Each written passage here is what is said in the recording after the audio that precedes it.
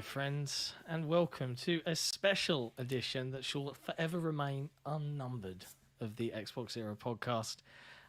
We're here a little early this week, Nick, because you had a late night with a bit of a surprise. And I had an interesting day. And we all know why we're here, right? We know why the chat's here. We know why probably every Xbox podcast is scrambling on random Tuesday in January to talk about the largest gaming acquisition ever made thus far. Oh, and won't ever be topped. Like, I don't see how it can be. Unless Microsoft goes and buys Nintendo, that's it. And I guess that's not off the table anymore, is it? We just don't know. Oh my god! I mean, for the sake, if you've been living under a rock and you're into video games and you've randomly stumbled across this video and you saw the words Xbox bought Activision, that's what happened today. Earlier this afternoon, UK time, and amusingly, I was in a call with clients in my day job, and I'm scanning through, and I just get this dink, and it's from XboxEra because I have alerts turned on, and I just saw the image. I saw the classic Xbox Plus, and I was like, I stopped talking while I was presenting to a client. I was like, sorry, could you? I had to take a moment. But lucky I didn't fall asleep. Normally I would have been asleep at the time. Imagine waking up to that. Oh man! Wow. Bonkers. I don't know. I've copped enough already as it is for that stupid tweet I made. Yeah, well, which did not age well. But I mean, let's be clear. Let's be clear with our friends in the chat. We had no idea about this. No, none Zero at all. indication whatsoever. Zero. Right, and no idea. I know the insider sphere is often talked about in gaming. You know, and I know Nick, you hear a lot of things from various sources, but. And you know, yes, I know last year there was lots of smoke, but zero fires, right? And everyone's been saying, when's Microsoft's acquisition season? It turns out it's today in serious style. But we had no kind of heads up on this. We found out at the same time as you guys. And it's a pretty big deal. I mean, this is industry shaking. This is a game changer. Yeah, this is the funny part is this is the of all the possible publisher acquisitions, this was the one that I thought was impossible. Yeah. Absolutely impossible. I just didn't see it happening. But when you actually look at the bigger picture, it starts to make a lot of sense. And there's some gross stuff and there's some like interesting stuff. And I think we'll probably touch on a couple of bits. Before they do that though, I want to take care of two housekeeping items. One, in my excitement to talk about the news today, forgot to mention that behind the scenes, as always, pulling buttons and pushing levers, we have the wonderful Don Cabasa, who you were quite excited when this all went down today, right? I woke up, I looked at my phone in bed, and I said, what the who's hacked our site? What? Bit of a moment, right? It's a bit of a moment. So we're very glad that you were able to make yourself available as well to help us throw this show together for the XboxEra community. It's been a very active day on our forums. There's lots of smiley, happy Xbox fans, but there's also some concern. So let's also take care of our super chats before we crash onwards and go through the news.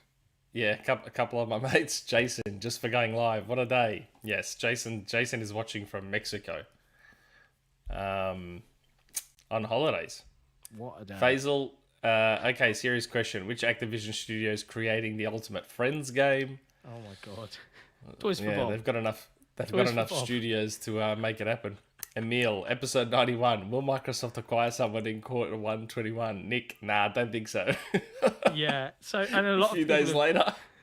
A lot of people have sent me that clip and been like, oh, sick, definitely no. I definitely didn't know. I did have a feeling because it's a new financial year and this is kind of big business playbook. But I had zero indication, zero knowledge. Neither of us did. If we did, we would have been a bit more if about it. You know, we would have had some fun. I think that's fair to assume, right? So Monte Carlo, do you guys think MS will acquire studios? Yeah, I reckon there might be more. There might be more. Okay. Hugh, God. hey guys, I hope you're both splendid. Which Activision Blizzard IP would you like to see rebooted? Mine would be Soldier of Fortune and Interstate 76. Wow, VK imagine the Andrew. modern level gore from Yeah, I Soldier of know. Fortune nowadays. Soldier of I know Fortune. that's a gross thing to be excited about, but ugh. Nah, it could happen. VK Andrew. Literally, if you gave me 50 guesses as to who Xbox would buy next, I wouldn't have guessed Acti Blizzard. I didn't think such a huge deal could happen. I was the same. Like, I mean, for all the crap people want to give me, I said Microsoft's targets are bigger, so they take a bit longer and there's more eyes on them and blah, blah, blah, blah, blah. But even I didn't think this was... Activision Blizzard are no way. Yeah. Nah. And let's think about this, right? So let's talk through what this deal means, right? So Microsoft, as of yesterday, and indeed, let's bear in mind that this acquisition hasn't closed, all right? So they don't own these studios. This hasn't happened. It's got to go through legislature. It's got to go through oversight. It's probably going to close, I think they said, financial year 23. June next year. That's a long ways away, all right? So we don't expect to see big changes or hordes of games arriving onto Game Pass tomorrow or anything like that. All right, it's got to go through the process and through the motions. So that's the first call. But should it all go through, and I'm sure Microsoft solicitors, and we'll jump on some of the contentious points out there that the rest of the kind of gaming sphere is having on consolidation. Monopolies. Oh yes, yeah. I mean, I've seen all sorts of because of one publisher, it's a monopoly. But yeah, so we've got, and keep me honest here, Nick. I know I've got it in the background here, so I might cast my eye backwards. But this is more IPs. But we've got Treyarch, Raven. I can't believe we had a conversation about Raven and Heretic. We were talking. I said, please pry Raven away from Activision. There was no. Don't worry about it, Nick. We'll just buy Activision for you. Yeah, they clearly were listening. Nick, Phil was just like, pull the trigger. And High Moon, I love High Moon that make the Transformers games. High Moon, we've got Venox, Sledgehammer, Infinity Ward, Demonware, and Toys for Bob. Sledgehammer are in Melbourne. I didn't know that. Are they? I didn't know Sledgehammer were in Melbourne. Wow. There you go. I think. I mean, I'd have to double check that, but I'm pretty sure Sledgehammer is from down here. Yeah. Which I did not know. It's a staggering number of high quality studios. Now let's talk about what those studios do day to day. Sledgehammer Games is founded and headquartered in Foster City, California. Wow. So they might have a satellite studio. I was about to say they must have a satellite studio down here. I didn't have to Google that, by the way. You're just the fountain. You are God. You are gaming God of knowledge. Okay. And we appreciate you and we pray to you. Because a friend of mine applied there, and I'm like, oh, are they in Melbourne? They're like, yeah. I'm like, oh, okay. So they must have a satellite studio or a support studio or something down here. I wouldn't be surprised. They've got 9,500 plus employees worldwide. But let's the state of play currently for Activision produced games. I mean, as a gamer, I'm not particularly excited in terms of what it actually brings to me personally. Yeah, there is a treasure trove of IP in the background of this deal that does excite me with some of the possibilities to come back. And chat. I gave a list. Yeah, I gave a list. We'll talk about it in a second. So there is that, but at the moment, the studios themselves, let's be honest, a lot of them are on the forced death march of producing yearly must-be-released Call of Duty games. So I think the first thing that is super exciting is, regardless, we've got some very capable teams. Infinity Ward, as an example. High Moon, you mentioned the Transformers game. Love High Moon. Toys for Bob. They made Deadpool. Yep. High Moon made Deadpool, I think, as well. So we've got a large number of quality teams that have been kind of put onto this churning out factory of yearly releases. So there's got to be a question here as a first-party organisation now with, and correct me if I'm wrong, the count is now 32 Something studios. like that. I mean, this is just like stupid. But 32 studios. And now when we talk about that cadence of big quarterly releases, this is becoming very, very real. Admittedly, we've got a year to go before this completes. But there's nothing now to stop Phil Spencer and the gaming team from going, right, Call of Duty doesn't have to be a yearly franchise anymore. Yes, we know it's a moneymaker, but how about you hope guys it's actually not. get to go and be creative? And that's what excites me. Allowing teams to go off and make what they want to make instead of being forced to tick a box. That's where I get interested. So in terms of the current state of play, I'm not actually that excited about this, but I am amused at some of the reactions out there. But yeah, Oh, this was always going to be about mining sodium. It wasn't going to be about anything else. I don't really play. This was like when there was rumors swirling of Take-Two. It was the same thing. I don't play GTA. I don't play anything Take-Two makes. But it'd be fun to see the reactions, and this is kind of the same. I mean, I do play Call of Duty, but like the last one I bought was Modern Warfare, and the last one before that was... It's a very infrequent relationship that I have with Call of Duty. I've dabbled every now yeah. and then. But man, like, wow. Yep. It's funny, depending on the perspective you want to take on it though. I feel like a lot of those studios might be relieved almost. Because a lot of them might be like, oh man, we have a chance now to not be forced to just support COD. Like, well, this is an interesting point, interesting conversation, right? So let's talk about perhaps the consequences. Because, okay, well, rather, before we get into the IP and the fun stuff, let's talk about some of the more serious stuff. There's 2 points that I wanted to convey, and then I guess, Nick, let's see what your thoughts are. And indeed, chat, if you've got opinions, keep them coming, let us know. We will be diving into the super chats regularly. We know we've got a few queued up. Don't worry, we will get to you. There has obviously been a huge number of headlines about Activision Blizzard and the state of their organizations in terms of how they treat minorities, how they treat women, sexual harassment claims, going all the way to Bobby Kotick, who is the CEO, all the way up to the top. That's what's been reported.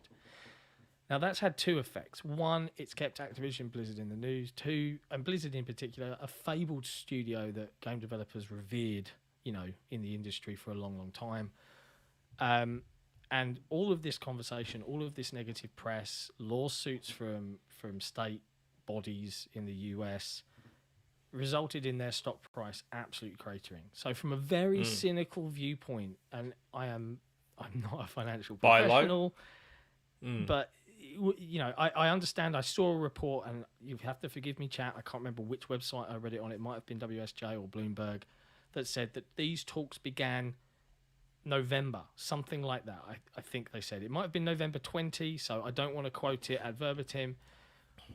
But if it was after these accusations came to light, it's an interesting play. And my cynic says, they've seen that stock price crash.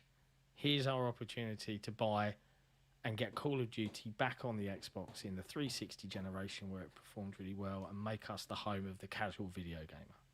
That's the cynic. But they're not.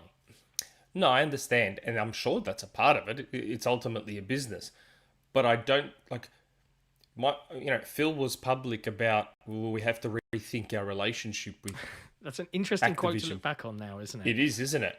So they need to rethink their relationship. Like, I'm sure they're aware that they're now assuming responsibility to clean that culture up. Yes, and I think they've said they're not there's stupid. Been a couple of phrases, Yeah, they're now. I'm sure they're acutely aware of the fact that they're now taking responsibility of cleaning that culture up. So, right now the biggest discussion is Bobby staying on after this deal closes? Well, my guess would be no. So it's funny you mentioned that. There was a lot of initial reporting that and was immediately reactionary, as you could quite understand and expect, considering the negativity surrounding this man. Let's be honest, he makes millions of dollars and bonuses and salaries and dividends and whatever. While sacking people? People left and right, underfunding QA teams, doing everything basically that is horrific about capitalism in and of itself, especially in the creative industry like video game creation. And yeah, the initial reaction was, they kind of said the way they phrased it, and I'm paraphrasing here, Bobby Kotick will remain during the transition. And then the next sentence was, but then Activision Blizzard will report into. So they didn't say Bobby Kotick will report into. No. They said following closure, Activision Blizzard will report into. And Reports as I to Phil. understand it now, Bobby Kotick is out as soon as the ink dries. He is gone. He'll take his That's payout. my assumption. Yeah, That's my assumption. That's He'll what I take his very shiny golden parachute, like very, very shiny golden parachute, and he'll probably head off into the sunset. And I don't know. Yeah. Maybe he'll do what Don did and take over a mobile developer or something. I don't know. something like that, and then they'll get acquired in 3 years' time. Yeah, I almost, like I said, I almost feel like there's some studios breathing a sigh of relief now. Well, and on those subjects, like I think Raven in particular, the conversation we had last week about them Raven being severely They've got underused. Raven. But It's so their good. team is out on a walkout at the moment. They're on strike. They're trying to unionize. Now, with the Microsoft acquisition, there's two ways that will go. One, I doubt those unionization efforts will actually succeed now. Two, they may not care so much. They understand now that they've got the public scrutiny of a large, responsible now company in the 21st century, Microsoft. Hopefully, those workers, and indeed the rest of the workers that have been harassed or have experienced discrimination, hopefully they're looking and going, okay, we've got to sit this one out, but there is some light on the horizon. There is light at the end of the tunnel. Hopefully I presume they'll get better wage packets. I don't know how that merger acquisition piece will work. No idea. But it's exciting, and I hope that for most of those employees, they don't mind so much. They've got job security. Big question around the publishing arm. Activision's got its own publishing team, same as Bethesda. Do they stay intact in the similar way that Bethesda's arm has? 10,000 employees isn't anything to sneeze at. Oh, yeah, this would be a third pillar, of course. It's got to be, right? This will operate exactly like Bethesda. It's just that they're obviously going to have someone new oversee it. Yeah. So I think Pete Hines is still at the top. Or Yes. Not Todd Howard. Pete Hines. Pete Hines is at the top of Bethesda. There will have to be someone at the top of Activision once Bobby's gone. Because they're not. There's just no way known that they're going to leave Bobby there. They just wouldn't do it. Yeah, that's true. And indeed, there's a.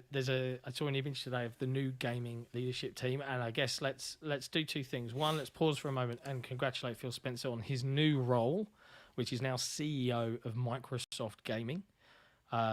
Instead of vice president of gaming at Microsoft, he's now CEO of this arm. And I think this speaks to what you were just mentioning, where you're talking about these different pillars. We talked about how over the last 3 years, Microsoft has made Xbox a core pillar, like Office, like Azure, like 365. What's the other one? Windows. And now we're seeing him referred to as Chief Executive Officer for Microsoft Gaming. I know, but does his day-to-day role technically change, though? I would imagine not, apart from that he's got way more. It's just the studio title leads. change. It seems like just the title change because of all that extra responsibility he now has, That's scary. because of how much more stake they've put in what he does. Yeah. Like, if there was even a shred of doubt about Microsoft's commitment to gaming after Bethesda, even a shred of it, like, that's... like, I know this is the biggest gaming acquisition of all time.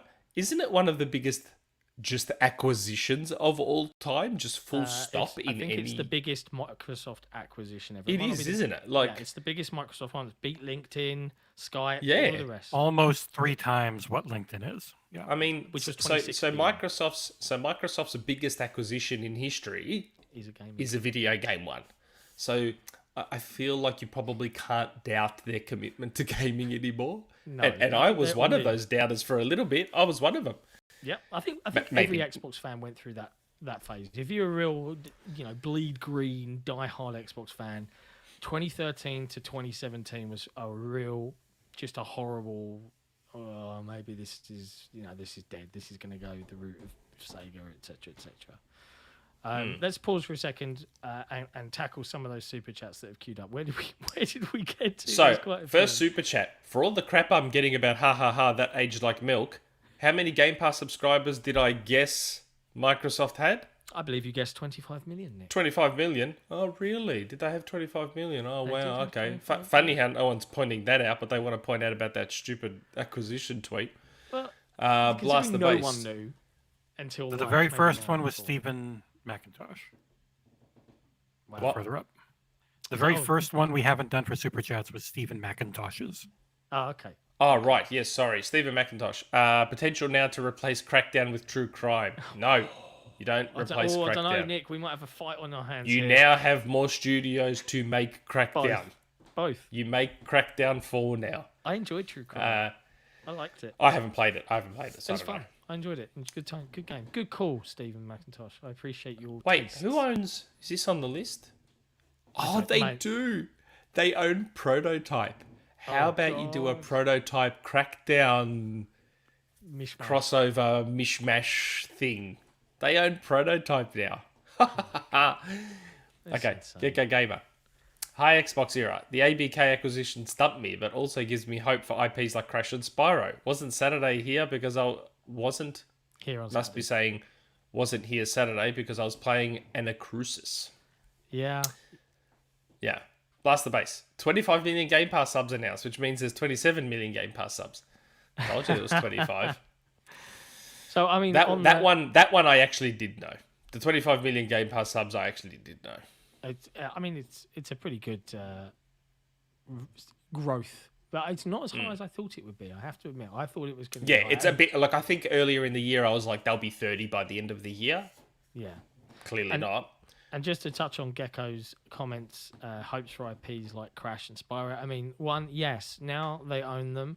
Two, what has Microsoft and Phil been public in saying about what demographics in terms of games Kids. they were missing? Kids games. They've got a kids studio now. Yeah. I made the universe for fun. You can be worried about consolidation without being a monopoly. I think pointing that it's not a monopoly is a cop-out, in my opinion. No offense. No, dude, it's not a monopoly. Yeah, let's talk about that. It's not. It's a one monopoly. publisher. It's not. But It's he's not a saying monopoly. that what he's saying is the worries of consolidation that are out there, and I understand them, aren't unwarranted, right? And I think it's worth touching on this. I don't know about that. I don't know if I agree on that. Well, Like, let's talk in it the through. end, the only people that believe this is either consolidation or a monopoly are the people that don't realize that there's more than 3 publishers in the world. Like, I understand Activision are big, but Yep. they are one publisher. So One. let's talk this scenario through. I think the fears, and I don't get me wrong, I don't share those fears of consolidation. I'm merely stating that I understand their No, position. neither do I. And the position, as I understand it, and hey, I made the universe for fun. Feel free to respond in the chat. I'm watching it if you have other thoughts as we have this conversation. Excuse me. The scenario here at play is, I think, particularly focused on the home console market, and that's where they talk about consolidation. If we look at gaming, the industry as a whole, the majority of money, profits, I think mobile generated $169 billion. That's mobile on its own. I think I'm pulling that figure out of my memory. I could be wrong, but I think it's around that ballpark. That's not the console industry. That is just mobile on its own. And that's when they look at the gaming sphere, and you'll have pundits come out and say, well, yeah, it's not consolidation. But if we shrink it down to just the home console market, and we look at annual titles like FIFA and Call of Duty, and I don't know, pick another annual franchise. Madden. When we nail it down to that, Microsoft have secured EA via EA Play. Yes, the games don't come until later on in terms of full titles, but they've also secured Call of Duty. So I think that's where those conversations, those angles are coming from. By the very definition, though, it's still not. Like, it's ultimately one publisher amongst many publishers. Like, okay, there's one less giant publisher out there, but there's so many smaller and medium-sized ones. Like, again, it can't, like, a monopoly means owning all of it. Like, well, I think that's a monopoly. Apologies, I've got a terrible cough and I can't get rid of it. I'll just go through the other 2 super chats. There was 2 more, and I don't actually more than 2 more. Wow, where are all these other ones? People coming keep from? adding Holy them. crap! Wow, Very popular subject today. Yeah, VK Andrew, Banjo and Conquer in a new Skylanders game. God, it's funny. Like, as the day goes on, you're gonna realize more and more of the stuff they own. But we've got a list. We'll go through the list of stuff they now own, Yeah. which is And I'm a talking lot. just from Activision. I'm not Yeah. combining it with what they already know own. I'm talking about just Activision. Okay, Labara X. Overwatch 2 with Doom Guy, Master Chief, Banjo-Kazooie, and many others has so much potential. Microsoft owns Smash Brothers now. Has The Smash has Brothers too many clones. characters. Yeah. Microsoft owns Smash Brothers now. Has too many characters to choose. Where are the others? Gecko Gamer. Speaking about the strike, would it make sense for Xbox to create an independent QA studio exclusive for the first-party games? I think they do. Maybe. They already have one, but I would imagine that needs expanding somewhat. But also, you got to remember these different pillars: Bethesda, Activision, Blizzard. They'll all have their own current existing QA teams. One of them's on strike, Raven.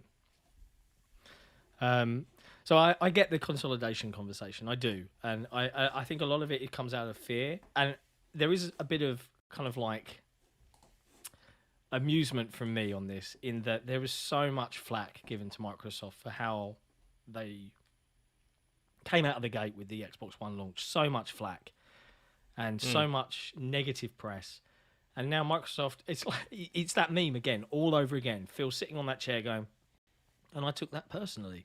And now they are like, yeah, actually gaming's a worthwhile industry to invest in. I've seen a lot of criticism on his continued use of the phrase gaming for everyone. I think it was in the press release, in fact. It talked a little bit about how we want to extend the joy of gaming to more people in more markets, in more places, and this acquisition helps us do that. And I've seen people calling him out, but you're taking away games from other players.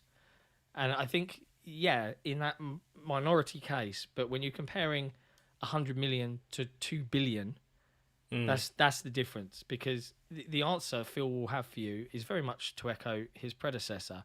It's, if you want to play those games, they have a product that's suitable for you for that. And it's called buying an Xbox.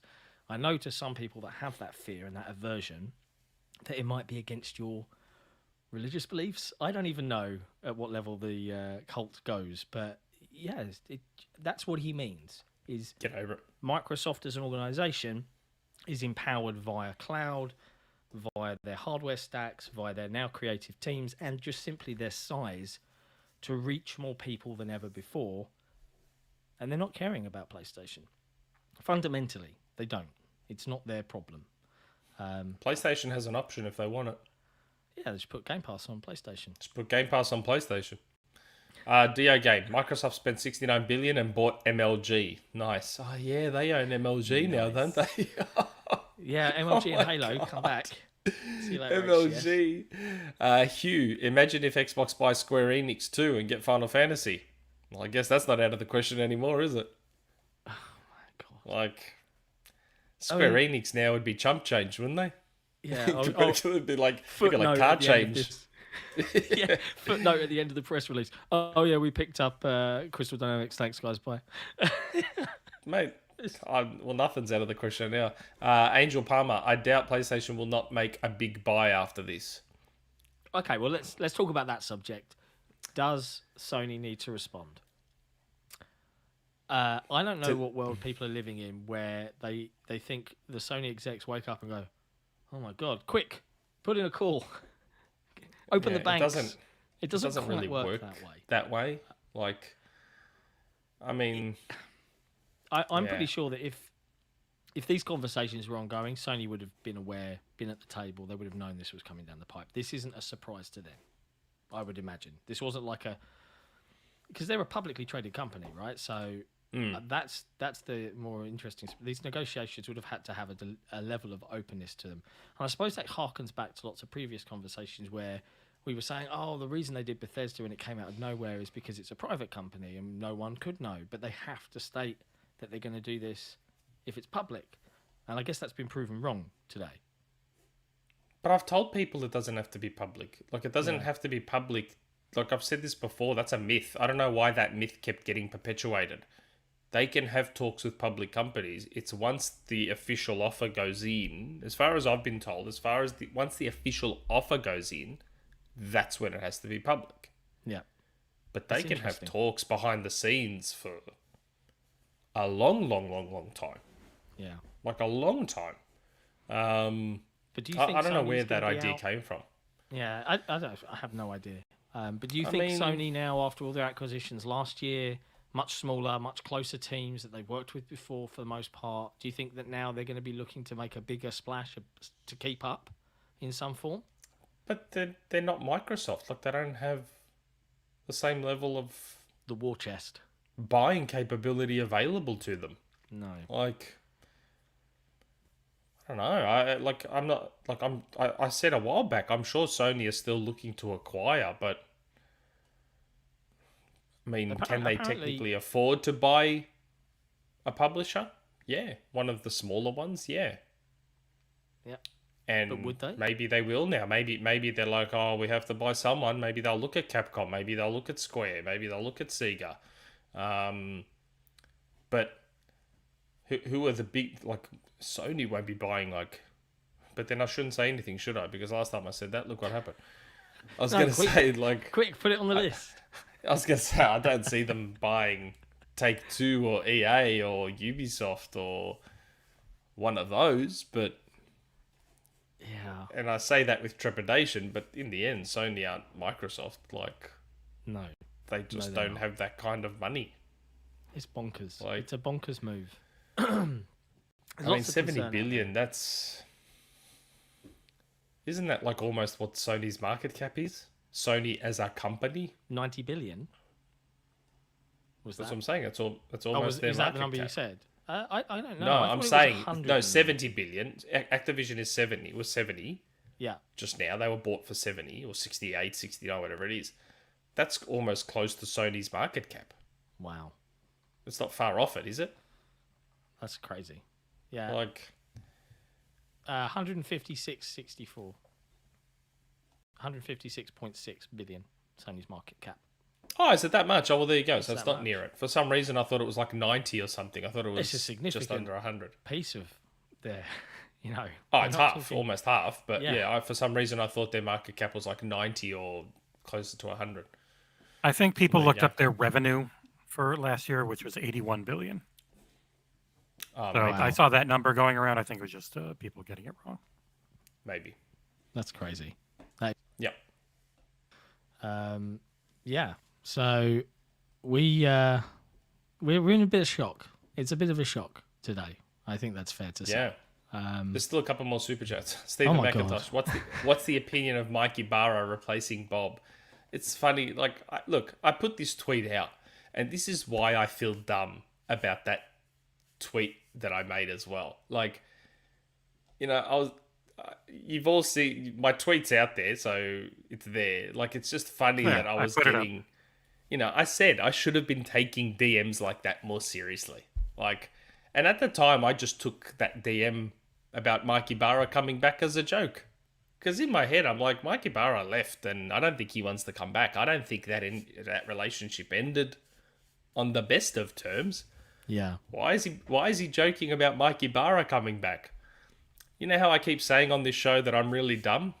I don't piece that, like, I do, don't I? I said it on the last episode. You do say how you're I'm really on dumb. occasion. Like, so here's my guys, like, Mike, man, you know, Mike might be getting Mike back. Hey, Mike's coming back. And I'm like, I'm just ignoring it. I'm like, okay, ha ha ha, funny joke. Mike's coming back. Maybe I need to take those jokes more seriously in the future. When I think you're get going to be told them. scrutinizing that chat a little bit more, right? You're going to be like, Yeah, I was not taking those Mikey Barra coming back DMs very seriously at all. I just thought they were jokes. I thought nothing of it. yeah. I guess I should be taking it more seriously in the future. I know it's not a super chat, but I want to call it out because I was amused. Everyone's idol Goro, Rand and Jez do a live show at the same time as you, even though it's a Tuesday. They clearly hate you. Yep. You got to respect the hustle, guys. You know, it's big news. Like, Rand has his own channel. They have their own Maybe we podcast. should take it as a compliment. Yeah. They feel threatened. That's what it is. Maybe That's we what we're should gonna take it as a pretend it is. compliment. I didn't think they could do Tuesdays. But hey, you know, I thought maybe Friday and Saturday were the only option. I heard a rumor though, Nick, and it's not rumor mill time, but I heard a rumor that not this week, but next week might be the happening of Yeah, the Xbox trying to make Xbox 4 4. happen again. on our Because channel. last time Rand was unwell, so we ended up with just Jez. And Jez put his camera on though for the first time for our show, which was for us. That's right. That's a pretty big We deal. were the first. We were the first to have Jez on camera. But I've reached out to both of them again. Jez, I think, is okay with it, with Xbox 4 happening. wow. Just got to wait to hear from Rand. There you go, guys. But The yeah, crossover. it won't be this week. We've got Taylor Lyles on from IGN. Yep. I sent her a DM. I'm like, interesting week to have you on. Yeah, there'll be plenty. And she was like, yep. But hopefully the week after we'll have Xbox 4, finally. Nodorius, do you think other companies were in the race to purchase Activision Blizzard? I don't know. Who else could buy them for that much? I imagine and there if would so, have been. shouldn't... I imagine Yeah. because you got to remember that price is based on a number of factors. But yeah, considering you got to consider the controversies that were going on at Activision Blizzard. It's not just what are we worth in the market. There's also, and I guess that's the next conversation, right? Is Microsoft are now responsible for tidying up that mess, That's that right. That's what we cultural said mess. before. So I wonder if that comes into play. But yeah, I would imagine there'd been other companies in play there. Like the initial Like bid would have gone who? in. I don't know. But the initial bid might not have been as high as The 70 billion. the list of companies that could acquire Activision is pretty small. It's not a big Very intrigued. list. Very And it's not intrigued. just about the money; it's about the interest. Yeah, Yeah, for that amount of money. but even in terms of companies big enough to buy Activision that aren't interested in gaming, the list is still tiny. Like, it is a very, very, very Yeah. narrow list, very small list. And if so, shouldn't all gamers be happy that Microsoft succeeded? Well, yeah, like, I guess if you were going to pick a company to take on Activision and try and clean it up, I guess Microsoft's one of the better options, I guess. Yeah, I think so. I mean, at the end of the day, and there are far-reaching implications, right? If we go 10 years from now, what does the gaming landscape look like? Do we live in a world of this kind of basically, like we see in movies now, where it's basically Disney kind of owns the majority? And that's Microsoft in 10 years? Do people want that? Do I want that? No. So I think there's a limit here. I'm very curious to see where it goes. I mean, I don't think it bothers me. You think about you don't think that over 10 years, the model of Game Pass, the desire of monetization, the need to always have the next game would result in shorter games, less ambition from a personal taste perspective, but less ambition because they've got to be made faster to fit the cadence and all of that jazz. There's conversation to have. I'm not saying it's a definite scenario. I'm not trying to be negative, but it is something that is worth considering. What's the wider impact? Do I want to live in a gaming world where there aren't three other competitors, or two other competitors at least in this case, if we take out Steam and Epic and things like that, Nintendo and Sony pushing the other platform holder to be the best platform holder it can be? Arguably, that platform holder has been pushed so much over the last 10 years that they've gone, Yeah, I'd argue this is because of... I'd argue Platform X has played a big role in this happening. almost So- like just desserts, would you say? in Yeah, terms of it's a some of bit their hard to business sit there and have practices? a cry about this when it's been all those aggressive money hats and trying to muscle Microsoft out of everything that basically probably inspired this. Killing like- Sega. It's... I don't know. I don't see it that way. Like, Yeah, because again, there's devil's advocate. still so much out there. Like, there's still so many other publishers and all that sort of stuff out there. So I don't know. Yeah. Like, It's interesting. It's an Activision interesting was like way down the road, probably on the road to God knows what kind of disaster with everything that was going on and putting all their studios on COD and who Yep. knows what they were on the road to. Maybe once again, if I had that power to see alternate timelines, be good to see where they were heading. You come in, swoop in, be like, Yeah. there's the mistake. One more. Labara X, extreme way to get Mike Ibarra and Rod Ferguson back in Microsoft. Selling those Halo cat ears paid off. Did you see the that's so- I Mike can't Ibarra believe they're tweet back. where he just tweeted a smiley face to the Smiley news? face. Oh, And someone captured the Yes, PlayStation the mask. fanboy meme with the mask. Yeah. It's definitely one of those smiles. It's definitely one of those smiles. Because like I said, that's why my guy sent me that DM. You saw the DM. It's with that picture of the guy all bleeding and he's got a stab in the side, dragging Mike back. I can't believe how stupid I am that I didn't see that. Yeah. I can't believe how dumb I was that I didn't see that and put 2 and 2 together. Yeah. And Rod Ferguson back. Rod's back. Although Rod left on better terms. Like, I don't think Rod left on bad terms. He closed up his things and went to work for, Blizzard, who he thought was a revered studio. He said he loves Diablo. He's always loved Diablo, loved the opportunity to work on Diablo. I don't think Rod would be upset about being back. Mike, on the other hand, might not be super pumped. Yeah. Oh, Phil got promoted over me. I hate this. I quit. Having said that, there's another way to look at that. Because I think, I think part of the reason Mike left is because he couldn't go much higher. Yeah. I think that was a part of the reason he left. But yeah, it's a I'm saying I think part of the reason he left because he couldn't go any higher than he was.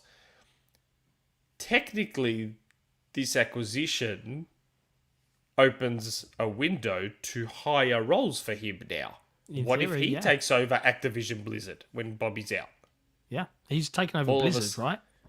He's the lead of Blizzard now in partnership with I can't remember what her name is. Eve. What if She quit. Eve? Thank you. What if he now gets to run Activision Blizzard under Phil? There you go. He could be very happy. It could work out very well. Yeah, it could. I just thought of that now.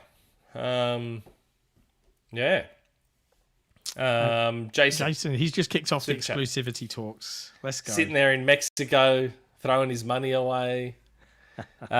Gentlemen, there are obviously exclusivity implications with this M&A. Personally, I think COD is potentially an exception that stays multi-plat. Thoughts? Nah, mate. COD, I agree with my man Jeff. Everything that's on PlayStation will stay. Yep. Warzone going forward will stay.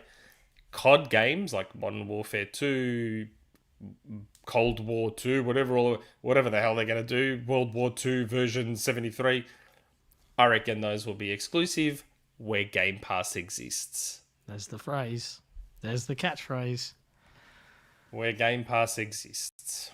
God, can you imagine the day they announce, every single Call of Duty game ever made is now available on Game Pass via backwards compatibility and modern releases? Every single one. And does this open the door for one more little burst of backwards compatible titles? Oh, maybe. Well, now the conversation's changed, right? The legalities of it have changed. All of a sudden, there's a whole bunch of titles that maybe couldn't have happened because of licensing, yada, yada, yada. Now they will soon own Activision. That suddenly changes a few things. Yeah. Do they have one final burst of backwards compatible games? Yeah. I don't know. That could happen. Maybe. But so do you think we're going to be living in a world, final say on it, in terms of exclusivity, next couple of years is going to be business as usual for all games? Yeah? Because they don't own it. It's next not closing. Couple of years? Yeah, so you think in terms of year and a half, you mean? We think in terms of development times of current games. There's a game in development right now that's probably due for release in 2024 that's currently being developed, PlayStation, PC, Xbox. Do you think that they are going to live in a world where they'll have a hard and fast rule that once the acquisition's done, even if there's a version of that game exists, they just chuck it in the bin? Do you think that I think it'll be exactly like Bethesda. Exactly the same. I think it'll be exactly like Bethesda. So live service games. If there's a contract in place... Yeah. If there is a specific contract in place, like Deathloop, like Tokyo Ghostwire, that will be honoured. Everything else, and everything that's on other platforms will remain. They'll never pull anything. I don't think they'd ever pull anything. But just like Bethesda, I think. Existing contracts honoured, everything going forward exclusive to Game Pass, where Game Pass exists. Yeah. I think just once again, Jim will be reminded, hey, you've got an option here. they'll never do it. It would cannibalize third-party game sales on PlayStation, and PlayStation get a cut from that. I mean, obviously, if it was to go, I'm not saying it's going to happen. I'm just saying he will once again be given a subtle reminder, maybe not so subtle now, subtle reminder that, hey, you can still have these games, bud. Just got to put Game Pass on. Everyone's on Agoro. Activision. it doesn't really work, but I'll allow it. Yeah. Activision. Gecko Gamer. This will sunset Battle.net, will it? Well, yeah. What's the point of Battle.net? Yeah, I would imagine that they would try and move or consolidate. And if anything, with Blizzard on board, this gives even more impetus to really fix and clean up the PC application that they have. I know they've made improvements. It's still not the best client I've ever used. So yeah, and there's a lot of PC presence. There's a lot of, are we going to see the return of RTS in an even bigger way? Considering Age 4, I know Diablo isn't an RTS, but you've got very PC centric titles like Diablo, StarCraft, World of Warcraft. They own World of Warcraft. Do you remember all the rumors about World of Warcraft coming to Xbox? Yeah, it will now. Well, it's got to be a no-brainer, right? So, since we keep saying, should we go through the list? Like, let's go through the list now of what Microsoft actually owns. And this list is courtesy of the wonderful folks at VGC, VideoGamesChronicle.com. Yes, Video Games Chronicle. They've put together a list. I was going to try and look it up on like Wikipedia or whatever, but they seem to have a nice list here. So, they've got Blur, which is that cult classic racing game. I have to pause. Big shout out to my bros, the guys and gals of the IMG crew that absolutely love Blur and would love it to come back. Now, or maybe it could happen.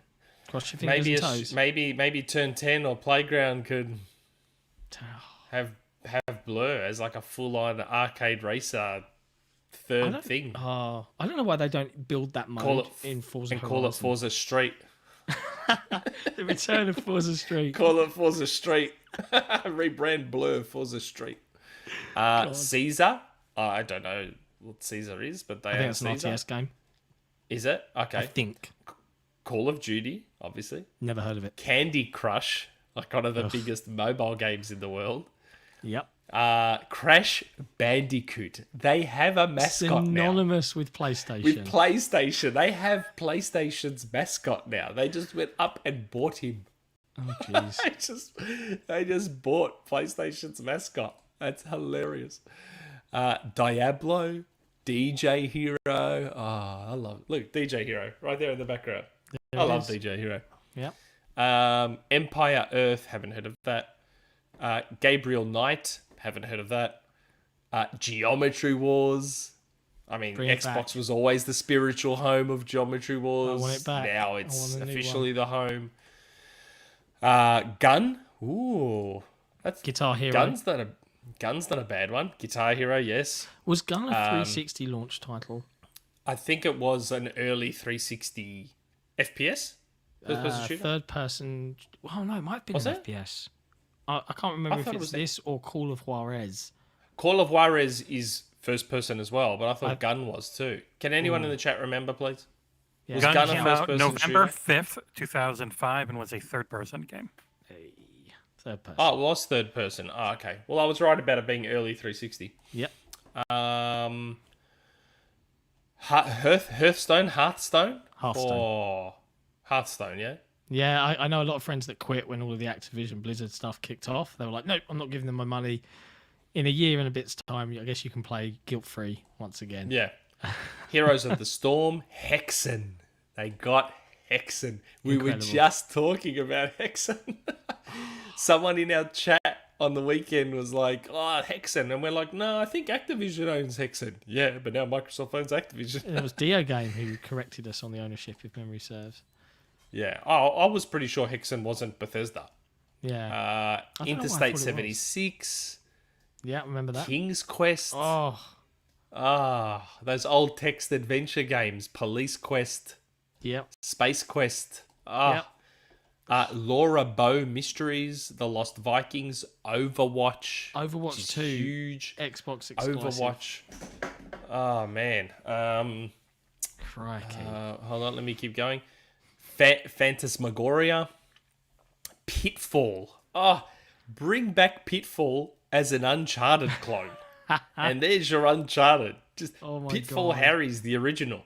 Just bring back Pitfall as a third-person action adventure. It's funny. I saw Larry Herb actually changed his Twitter banner to an old school image of Pitfall. Really? Yep. Okay. Maybe that's a subtle clue. But why not? Why wouldn't you? You now have the and you've got the studios to do it. Yeah. Bring back Pitfall as a third-person action adventure game. Done. Boom. You've got Indiana Jones as the first-person version, and now you got Pitfall Harry as the third-person version. Wow. Why not? Police Quest, as we said before, Prototype, Yep. which was probably inspired by Crackdown anyway.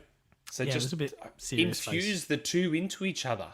Infuse them. Make Crackdown 4 like a mix with Prototype. Why not? Why not? Why not? Why not? I can. Quest for Glory, Don't know that Singularity, one. Raven. Skylanders. Oh my God. Yeah. Soldier of Fortune. Love to see that come back. Space Quest, Spyro the Dragon. God, so they got 2 PlayStation mascots. Yep. It took 2 of them. Brutal. Tenchu. Oh, man, they can bring back stealth ninja games. Come on. Time Shift, which I've mentioned on the podcast before. Really like that game. Time Shift was a cool game. Yep. I want to buy it because it's backwards compatible, but you know, it's like expensive as. I've been waiting for a sale so I can buy it. Probably come to Game Pass now, so I don't have to worry about it. Yeah. Everything comes to Game Pass. Tony Hawk's Pro Skater. That's not a big deal for me, but I get it's definitely a big deal for lots of Oh, people. it's a big deal. Like, Yeah. I've been playing that on PS5 through console sharing, but now it'll just come to Game Pass, so I don't have to worry about it. True Crime, World of Warcraft, and Zork. World of Warcraft's a big one. I still question, unless they bundle it with a Game Pass sub, how many people will be actually willing to play World of Warcraft on console. But Yeah. I You know don't what was it on that list that I find interesting? And I don't know if it's because the list is inaccurate. I don't know if it's because it might not be We a don't know the complete list. Sekiro. Well, I Don't think that's not owned by. Activision- I don't think it's owned by Activision. Published, but the IP was not theirs to keep. No, I think are it you was sure? owned by whatever parent company owns the IP. Oh, okay. I thought, yeah. Okay, so right, so it's actually From that owns the IP. Okay. Or From's parent company, yes. Okay, fair enough. I figured Activision being Activision, they probably wanted to own the IP. Yeah, you usually think that that's the kind of deal they would take. Yeah, like they've solved quite a few problems with, like they've strengthened PC presence. They have a kid studio. They have kid IPs. Yep. The only thing they didn't get in all this was JRPGs, really. Yeah. But and I guess in terms of if we want to throw the word monopoly out there, they have, using this in a kind of tongue-in-cheek way, they have the monopoly on first-person shooters. I mean, outside They do. of they do. CS:GO and Valorant, they own them. There's Killzone. I love Killzone Shadowfall. Resistance, both. I also healthy- like Resistance a lot. healthy IPs that are definitely alive. You could also say Crossfire, but they're getting that. Yeah. They don't and own it, Crossfire. but they will have it. Yeah. And they also have pretty handily cornered the Western RPG market too. So Eamon in the chat, they don't own Tenchu. FromSoft does. it Do does say Legacy Games. Legacy Games. Oh, right. Okay. Interesting. Yeah, very interesting. But that's a lot of games. There's a lot of IPs that they could do something with. It There's a lot is. of kids IPs in there. There's a lot of family-friendly IPs like Guitar Hero. Yeah. I don't think they'd bother bringing that stuff back. No. I don't think they'll bring back much of that. I think they'll focus on things like Spyro, Crash Bandicoot. Oh, Spyro and Crash have to. But then we say that, but I mean, look at Banjo. come on, Banjo's going to come back. I throw it out. Yeah, every probably. Year, It probably every will. Year. 1 year I'll be right. It probably will. 1 year. Well, yeah, we made that prediction in the first episode of the year. Said maybe We this year's did. finally the year that we get that Banjo remake. Dear Soman, let's say Microsoft brings COD once every 2 years. You now have 2 COD support studios to put them on any project you want. What would you have them do? Oh, Raven can do whatever they want. Let Raven do whatever they want. Go to Marvel and say, look who we got. We got that studio that made that awesome X-Men game. X-Men Origins Wolverine. Let's make something else. You got to wonder though. I mean, make it backwards compatible, mate. Can we? Is there you some way really we want can that make game that game back. You backwards bring it up compatible? like every couple of episodes. Is this like? Well, that game was published by Activision and developed by Raven. I'm assuming the only catch is that it's a Marvel licensed game. Yeah. But even that, I mean, they have an okay relationship with Marvel. I mean, and Marvel Ultimate Alliance, that was Activision. Bring that to backwards compatibility as well. Come on, just Yeah. some of those games. Come on, please. The phrase though of you have 2 COD support studios. I think the whole point, and I think the point should be for this, is We that don't they want them aren't to be just COD support studios. anymore. Mm. They can actually become creative teams again, building their own games with their own ideas. That's the Activision merger world that I am at least moderately interested in, because even going through this IP list, I'm kind of like, Oh, very meh. Outside of a few for me, it's very meh. But it's not about my tastes or your taste. It's about No, the that's right. implications on the console business, and this is. And it's about feeding Game Pass. Yes. So, in an ideal world, what I would hope that Microsoft would do here is, hopefully, they no longer need COD every year, and they don't need to run all these studios and all these developers into the ground trying to get COD out each year. Yep. Now, you have 10 first-person shooter IPs? Just rotate them and give them all some breathing space. Yeah. So one Like, year you you get... Sorry, What? go on. I was going I was to say, gonna you say- won't have every year someone trying to get out the way of COD. Yeah, that's right. So you have 1 year COD. The next year, it's Halo. The year after, it's Doom. The year after, it's Quake. The year after, it's Hexen. The year after... And you can just rotate them one a year, and by the time you get back around to COD again, they've had plenty of time. And I'm not saying they're going to put a 10-year gap on COD. I'm just saying, the necessity for COD to be out there every single year, especially when Warzone makes money hand over fist. People are still playing Modern Warfare 2019, which was still the best one in forever. The necessity to have COD out there every single year, get it out no matter what. Hopefully that's not there anymore. Yeah. Yeah. Do you know what I mean? Hopefully that's not there. It'd be nice to have Infinity Ward just have, 3 years, 4 years to just... Make something that they want. Make it. Yeah. It's great. What amused me then was as you were going through the year after, but you could have kept going for another 10 IPs. Could have kept going. It's almost ridiculous. If you were to just do one major FPS a year, COD would get a 10-year break. It's insane It would get such a massive break that it wouldn't even be funny. It's It's scary. I mean, Singularity was a first-person shooter, wasn't it? Or was that third-person as well? No, it was first person. I remember it. It was Raven, right? Singularity. I think it was. Yep. Good game. I think it was. Back in the day. But It's just...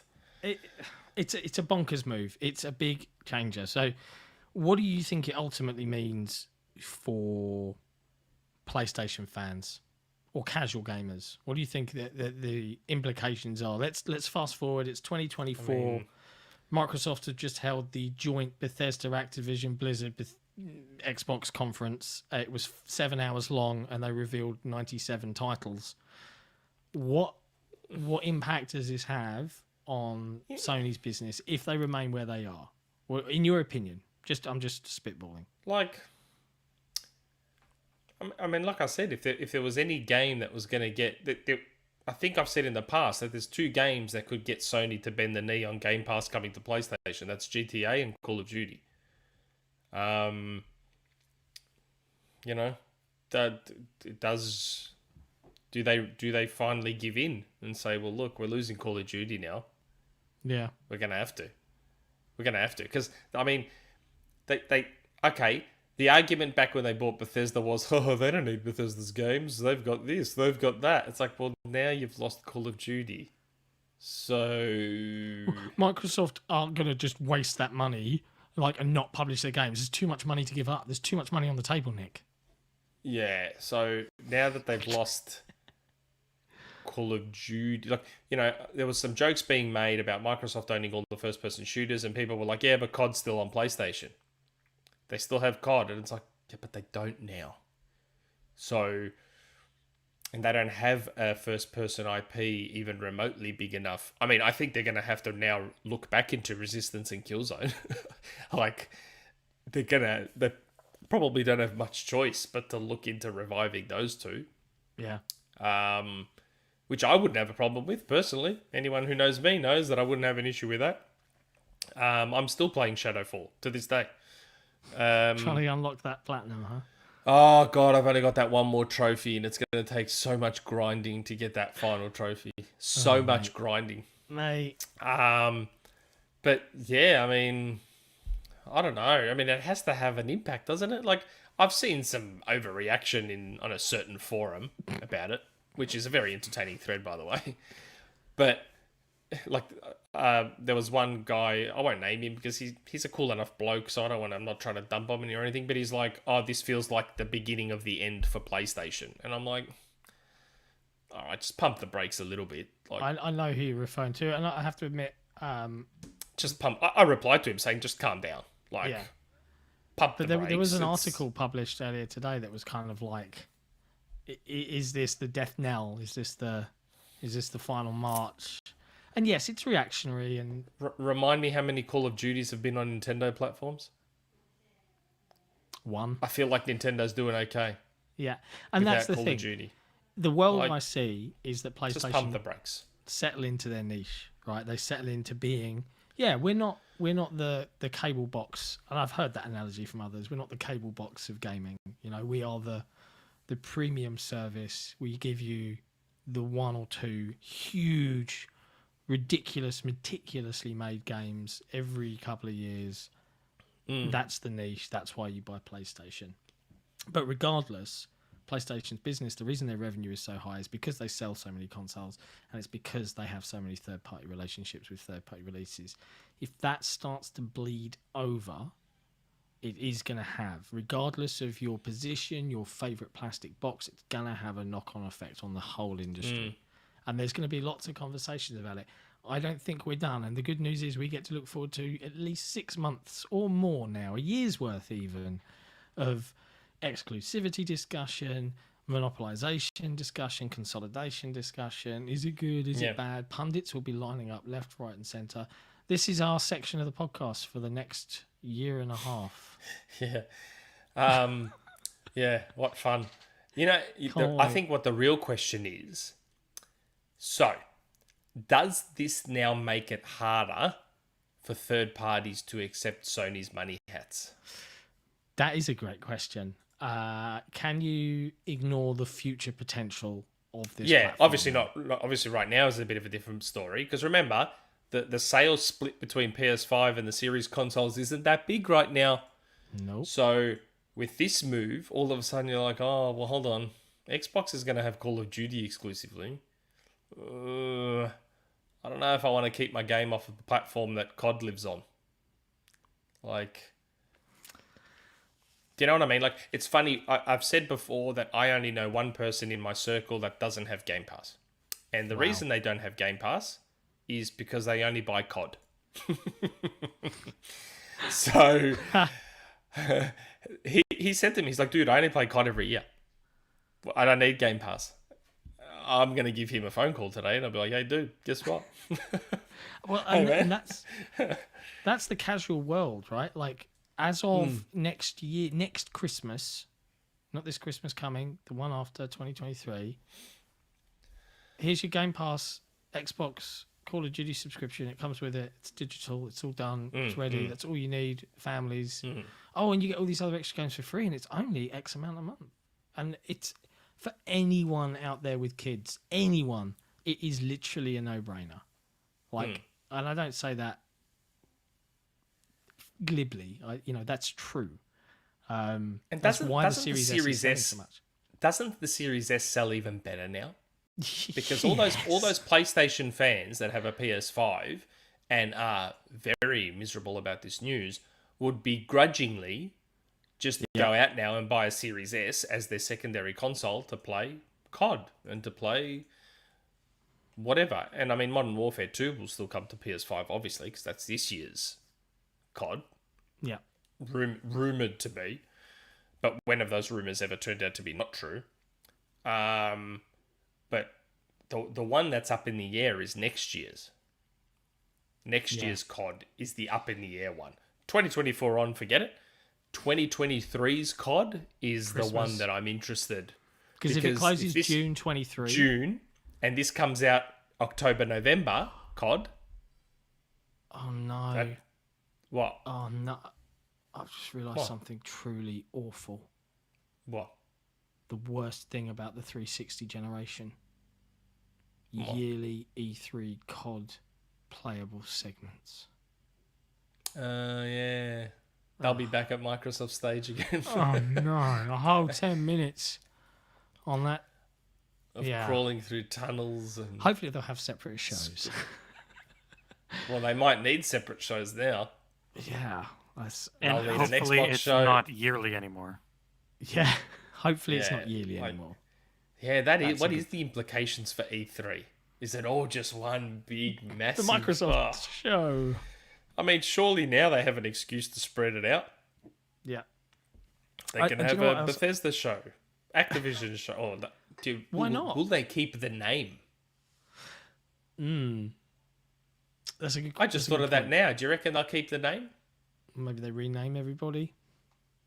I don't know. Blizzard's but it's been. I think Blizzard's name stays. Yeah, and that's the only reason I thought. Do they change the name because of the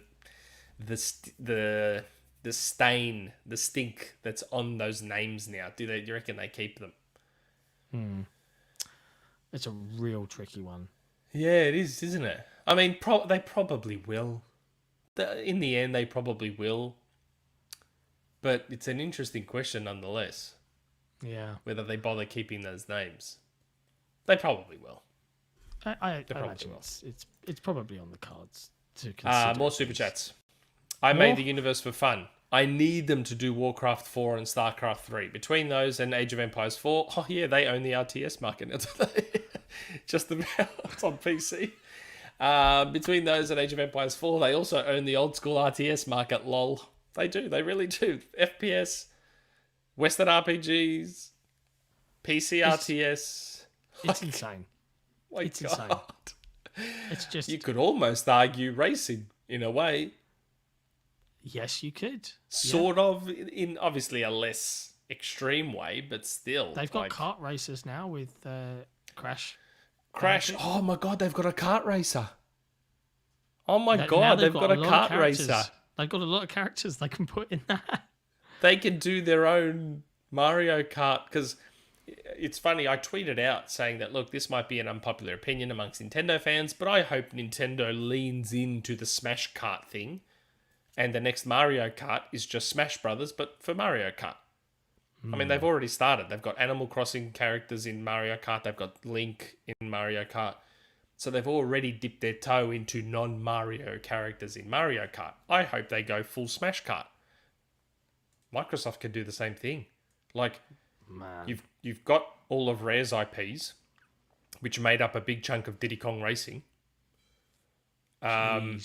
You've now got Crash and Spyro, so why wouldn't you do a kart racer that is everything? Banjo, Spyro, Crash, Cameo, like just all those IPs and make a kart racer out of it. Minecraft. That is what Sonic and All-Stars Racing Transformed was that for Sega, and it was great. Yeah, that's right, it was. Yeah, even the new one, Sonic Team Racing, I like it. Yep, I like good game. But they could now do their own.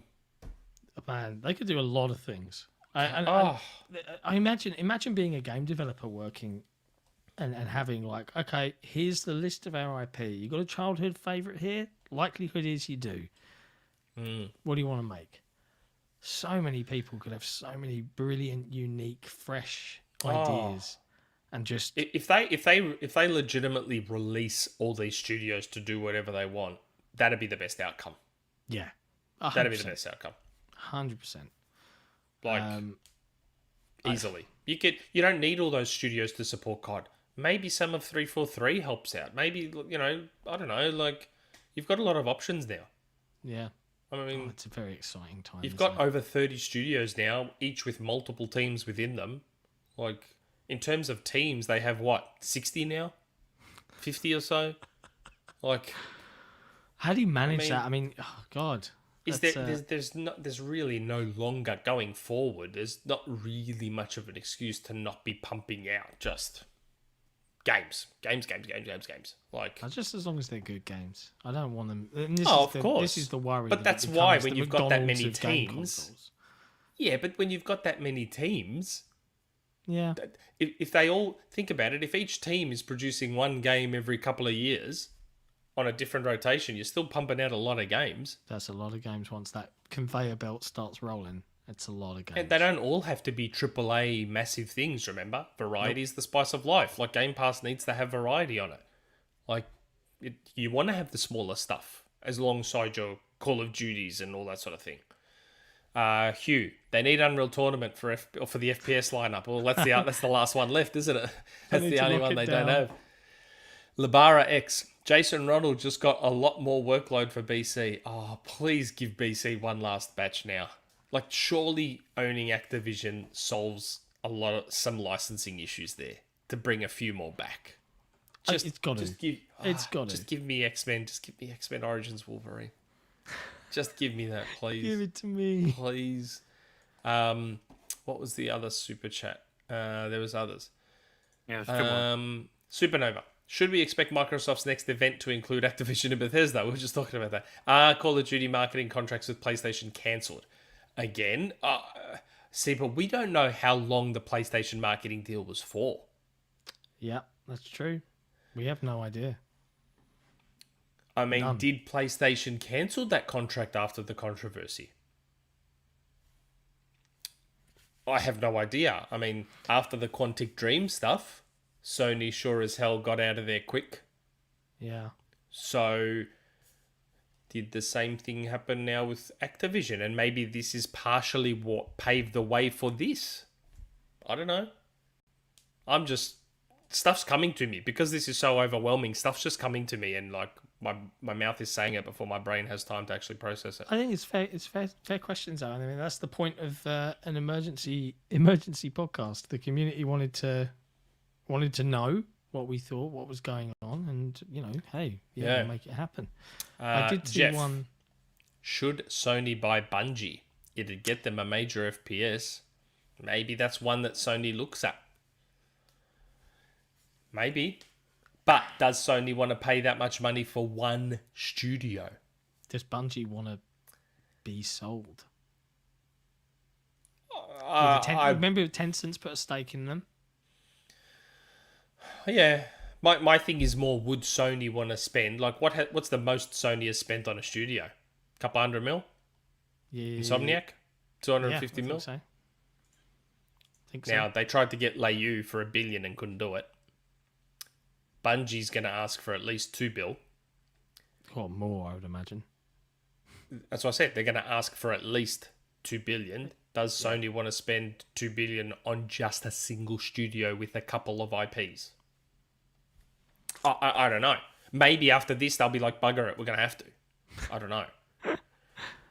Do you think Destiny will be exclusive going forward? Anyway.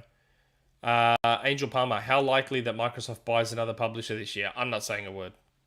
Because I know what's going to happen. I'm going to say no, and then they're going to go and buy WB. Well, that's what's going to happen. I don't know about publisher. I do think that they're not done. I'm not saying anything. You're not going to say I still think Crystal will happen. Crystal to Dynamics. me, this Yeah. doesn't change anything for Crystal. I still think Crystal will happen. Outside of Crystal, I don't know. IOI, Avalanche, publisher, I don't know. But then they just went and slapped down 70 billion. Like, all of a sudden, even if they have to pay 10 for WB, is that a lot? I don't know. Man, okay. So, when is enough for you? Is it now? Because I mean, this time No. was it last year? No, year before last. We were like, Bethesda, 7.5 billion. That's insane. There's a song by Moloko, and it's called Never Enough. It's never enough. Like, if you're a Game Pass subscriber and you are invested in having Game Pass and getting the most value out of Game Pass, then I'm sorry, it's never enough. Yeah. Purely from that lens. I'm looking at it purely from that lens. Pure business, money-making In the lens. end, if you want to be super reductive and boil it down to its most basic of basic levels, right? You should only care about you, correct? You should only care about your wallet. You should only care about your interests. Yep. You should only care about what's best for you as a video game player. Yeah. Now, if you subscribe to Game Pass, how can there be too much? Why would I be upset about Microsoft continuing to pump more and more value into my $16 a month? For me, give me more. Give me more that I can choose from. That's what I'm saying. Never feed enough. my appetite. It's never enough. You know, it isn't never enough. Okay, fair answer. Like, again, like, why would I complain? I now no longer have to think about whether I buy COD. It's just going to be there for me to download and try it, see that I probably don't like it, and delete it. Except the Modern Warfares. And now, our Game Pass perks will probably get us COD stuff too. God.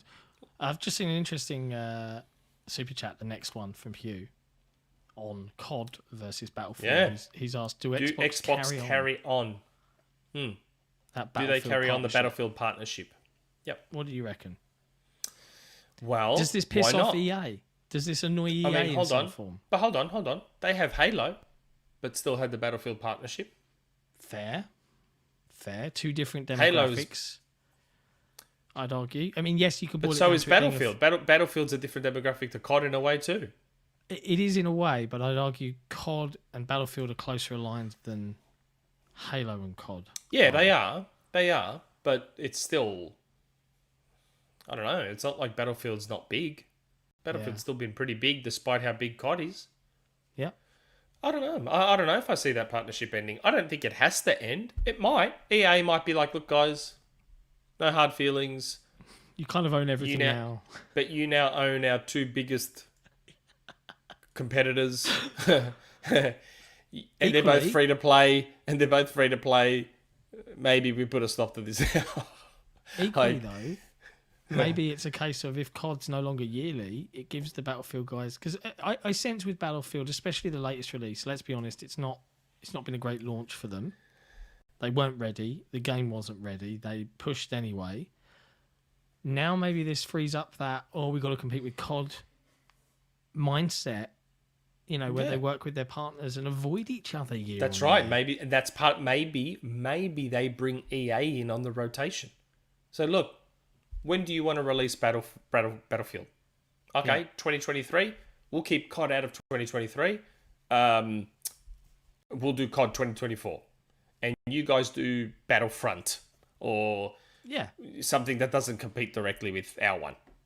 They might work with them and have like a nice little symbiotic relationship where everyone can be happy and everyone can thrive. I don't know. It's an option. They have a really good relationship with EA. And COD doesn't have to be out every year. Like, I was shocked. I was under the assumption that Cold War would skip 2020. 2020.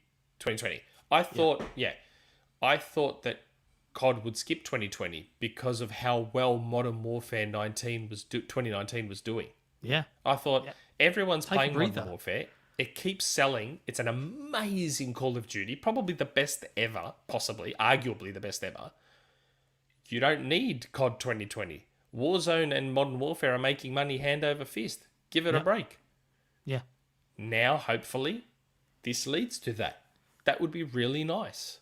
Yeah. So I'm gonna do something a bit cheeky. Super chats. I'm skipping the queue because it's a really interesting point of conversation. We will come back and touch on all the other ones, but so please remember them and keep me honest, Nick and Jesse. But I want to skip down to Stephen McIntosh. Jason Schreier shared something on Twitter. Bobby didn't want to sell. I've just looked up the tweet. Is that true? Just looked up the tweet. Well, then Bobby's gone then. Well, so in an interview, Kotick, this is from Jason Schreier's Twitter, you can go Google it. In an interview, Kotick said the deal has nothing to do with the controversy surrounding Activision or calls for him to step down, and that Spencer reached out to him last year. A person familiar with the discussions, who was not authorised to speak publicly, said Microsoft looked at Activision's situation, given all the negative attention and pressure on Kotick, and wondered if the beleaguered CEO would be willing to do a deal. Kotick initially didn't want to sell, according to another person familiar with the talks, and also put the word out to see if any other company would outbid Microsoft. But at that point, Kotick had little leverage with his board amid the ongoing public scrutiny. Who, in reality, who is big enough to come along and actually want Activision, mind you? Because remember, I said before, interest has to be there. Why would Apple want Activision? Google, maybe. To me, Google and Amazon were the other options. Amazon is in the games business now. Yeah. Google kinda was, but isn't anymore. They've stopped all development. But Apple? Did you say Apple? Yeah, Apple wouldn't be interested. I mean, that's one way to get in. King. Yeah. And Call of Duty Mobile does pretty well. Oh God, they own Call of Duty Mobile. Oh God. Although that's by Tencent, so I wonder how that works. I don't know how that works. Yeah, I don't know if there's too many companies that could have outbid and would be willing to outbid Microsoft. Because again, it's not just about, this company can afford more, that company can afford more. They can. I'm sure Apple could outbid Microsoft, but would they bother? Yeah, that's true. Well, clearly Bobby seems a bit annoyed. Jason goes on. Oh, he would be. In the tweets. I doubt Bobby would have wanted to sell. I doubt he would have wanted to. And to me, if everything Jason says is accurate, which we have no reason to believe it's not, Bobby's gone. Yeah, once this goes through, very clear. He's gone once this deal's done. And I feel like saying to him, I feel like calling the guy and going, dude, you're a billionaire. Go home. Go live out your life with all your money, dude. You don't have to work ever again. Just can you be quiet and go away. Like, you're a billionaire. Like, how greedy are you? Take your billions and walk away. Yeah, I'm quoting Schreier here. He's put a follow-up tweet to this saying he doesn't want history to show that he sold the company he spent 30 years running because of a sexual misconduct scandal. No. Yeah, well, bad luck. Because his employees couldn't ship Overwatch 2 or Diablo 4 on time. It was because COD had an off year. Nothing to do with the sexual abuse within the workplace. Oh, whatever, man. Go cry into billions of dollars. Get lost. Jesus Christ, seriously. So, I mean, it's good in a way because we as a team, we kind of were like, when all of the accusations came out, we met, we discussed, and we were like, yeah, we're not going to rush out and cover Activision and Blizzard games until we hear changes. And it's kind of like, well, okay, I guess this is the change.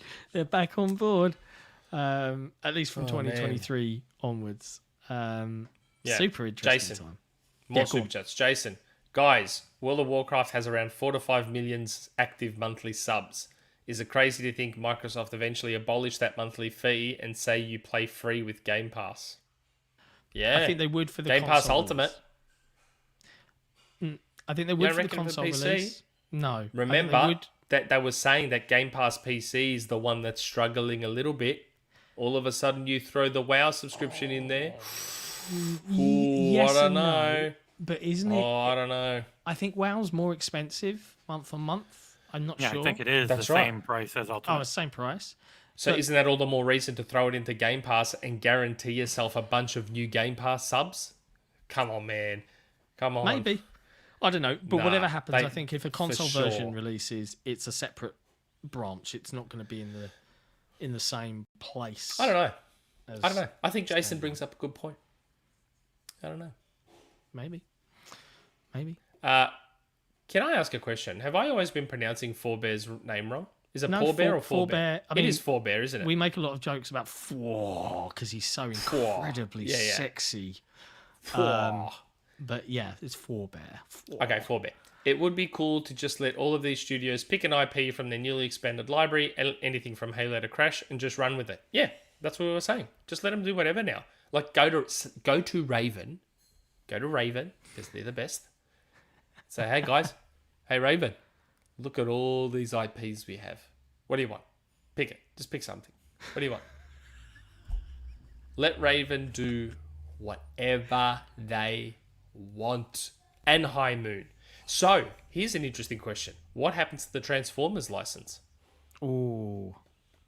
Well, I think that there was a fallout between Hasbro and Activision. I'd have to go and. I don't know. Google it. I'm just saying what Yeah, happens I to it. I think have the no idea. game was delisted because they lost it, just like they did with Marvel Ultimate Alliance. Oh, Those okay. games were delisted. Okay. So they'd have to go out and get a new agreement in place. Oh, okay. So no, they won't Apologies bother. for laughing during your delight at Raven being back and being able to do stuff. No, but it's okay. I just saw a comment from Trav that was like, "Go cry into your roast unicorn, Bobby." Yeah. Like, seriously. Like, oh, I'm worried about my legacy. It's like, dude, you're a billionaire. I wouldn't stress too much about your legacy, mate. Like, even if the sexual harassment stuff never happened, he still wouldn't have been remembered as a great guy. People Yeah. still already hated his guts. But His it's like, you know shareholders what? loved him.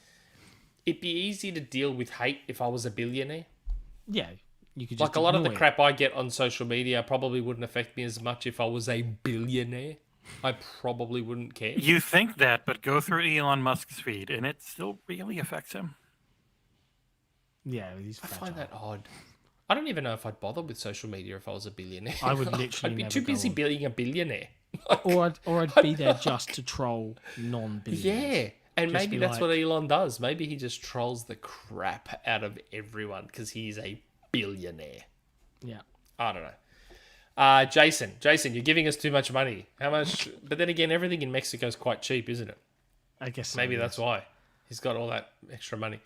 There is absolutely no excuse for every Xbox E3 conference moving forward to... He's saying to be insanity. To not be insanity, he probably meant to say. Yeah. If they do a combined Xbox, Bethesda, Activision showcase, Oh my god.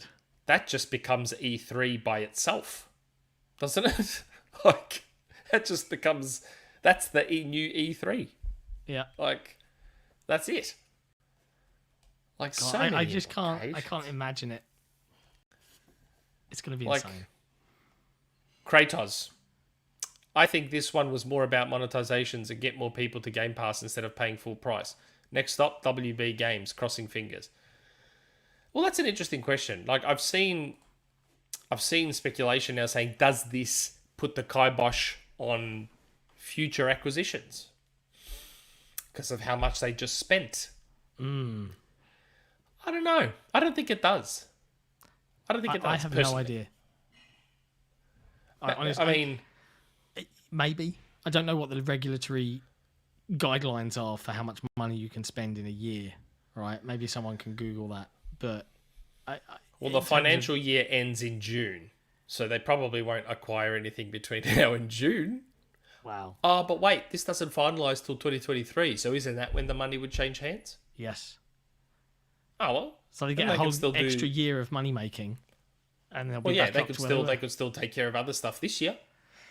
I don't know. WB, Crystal, IOI, Avalanche, take care of those. Oh my god, there's just so much. There's just so much potential now for this. Could you platform. imagine, all jokes aside, could you imagine if they got WB now? All those studios too? I would Could you be imagine? terrified, to be honest with you. I saw a tweet from Jez earlier today, funnily enough, where he talks about like it's already hard enough to cover everything. And, as a small team ourselves, not doing this full time, this isn't our full-time job across any spectrum. It's what we would love to do, but it's not. It's already really difficult to touch on everything that we want to touch on. Like it becomes a case of we do what we can. Now, as of next year, there's an extra 10 studios with 10 games to cover, and then if Warner Brothers happens, that would be an extra 8 studios with. It becomes almost like overload. It does make me wish that we'd started XboxEra in like 2017. It really does change where we are in terms of scale. But man, Take-Two's market cap is 19 billion from Stephen McIntosh. Bargain. Yeah, but to buy them, they need like 30. They need like 30. My God. It's funny, there was a Reddit thread made. Apparently, my credibility is in the bin just because I didn't know they were buying Activision. Yeah, means you're a complete fraud, Nick. Yeah, because I had no idea they were buying Activision. But someone made a pretty funny comment saying, I think he secretly revealed their shopping list.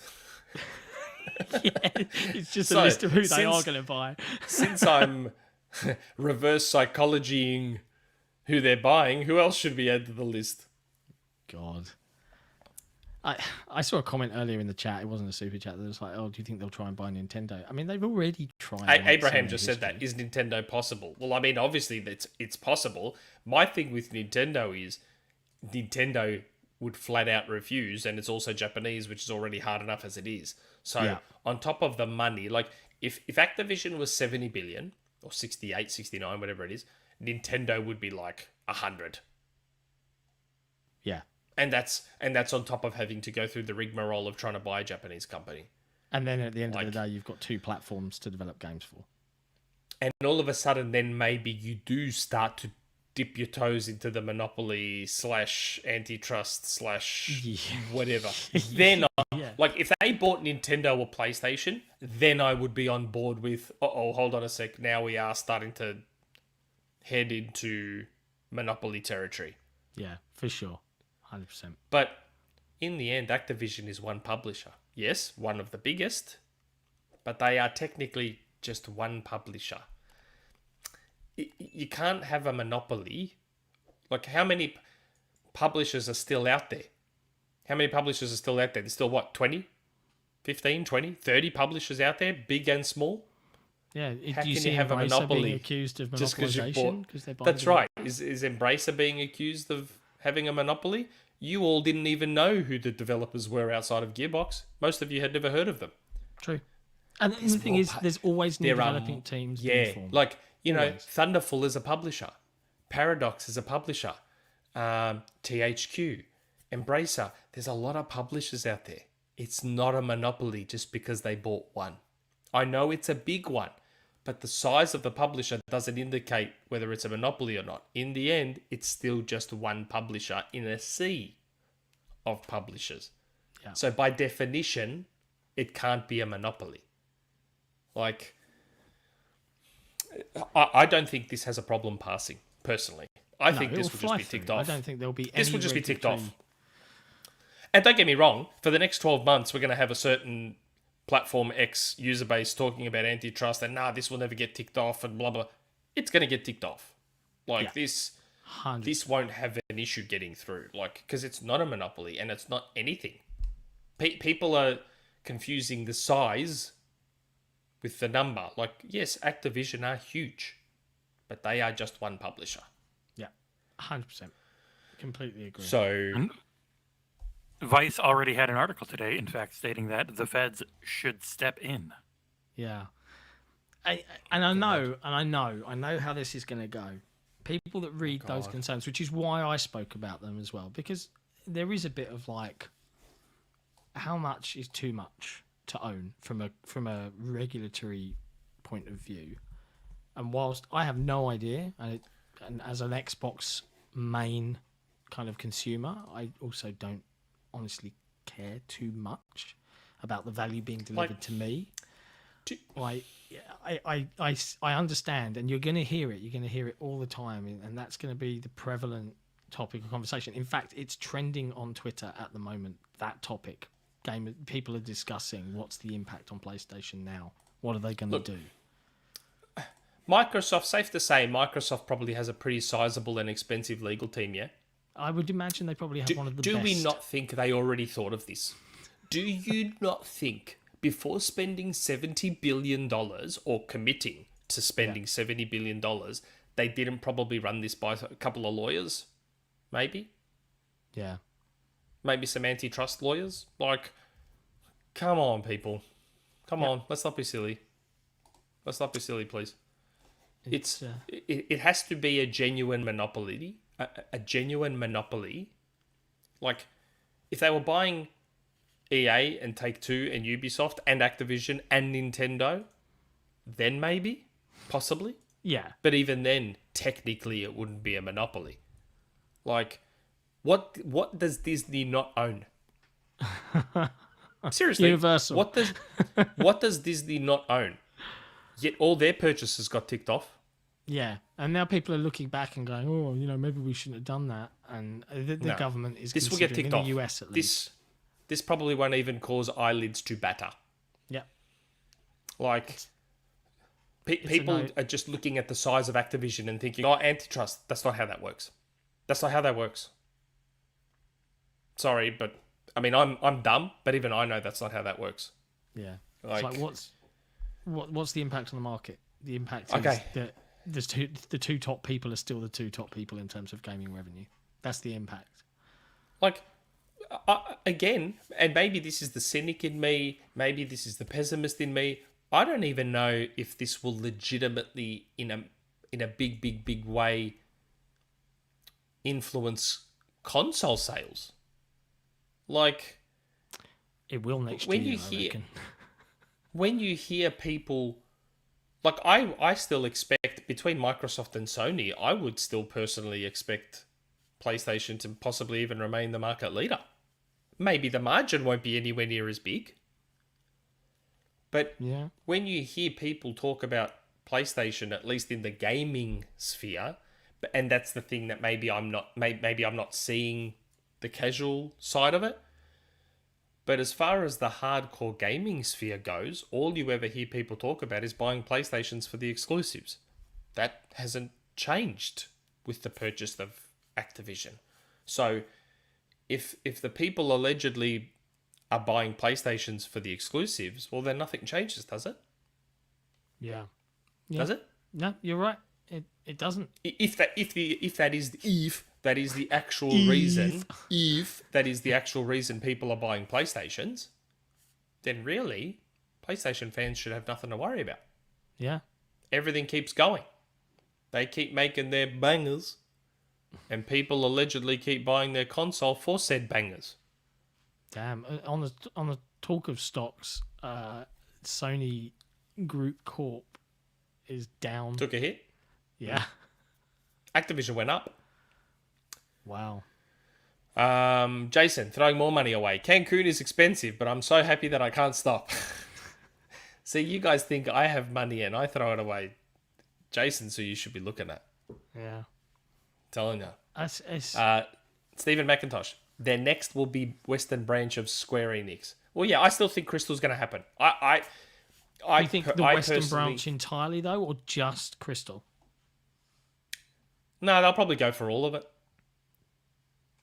Why not? It might not be in one hit. It might not be in one hit. But I think they'll go for all of it. Why not? I mean, is anything off the table now, realistically? I think our expectations, and I really hope that all of the kind of like, oh, where's the acquisitions at? Nothing. I don't want to hear a word out of people. Yeah, can we not whinge about acquisitions anymore, please? For at least 11 months. Oh, can the thread on the forum just stop now? Oh my God, I have to do the OT. You do have to. Well, I have to update the forum OT. Don't worry. As per the team call last week, the internal call, we have plans for the OT, right? So it's not going to be as painful as you think. We have plans for the OT.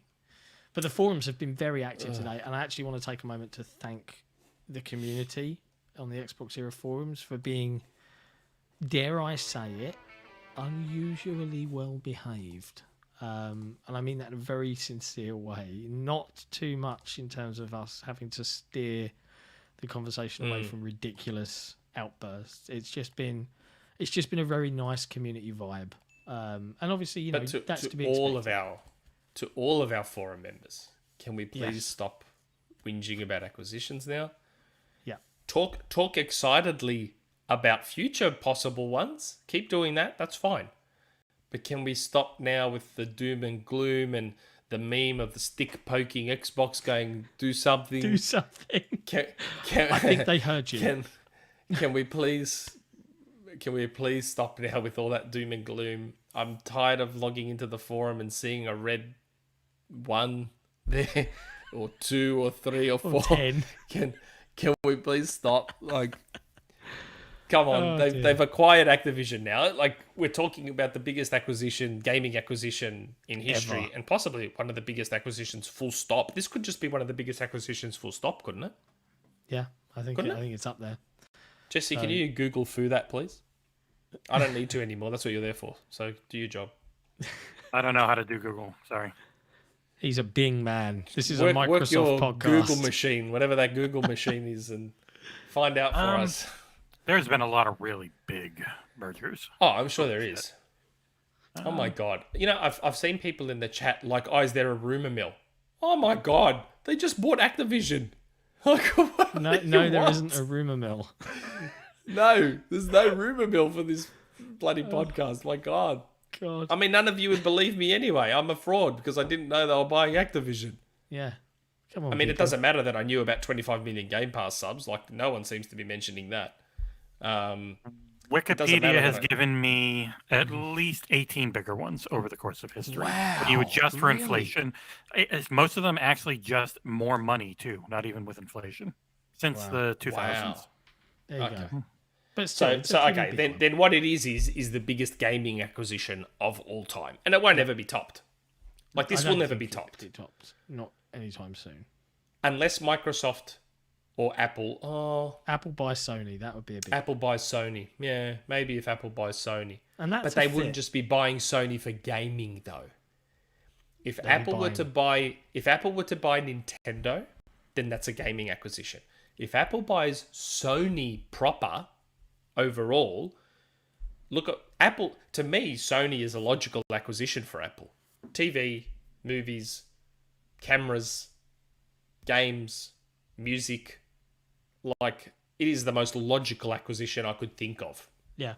For Apple. And personally, I think it may happen one day.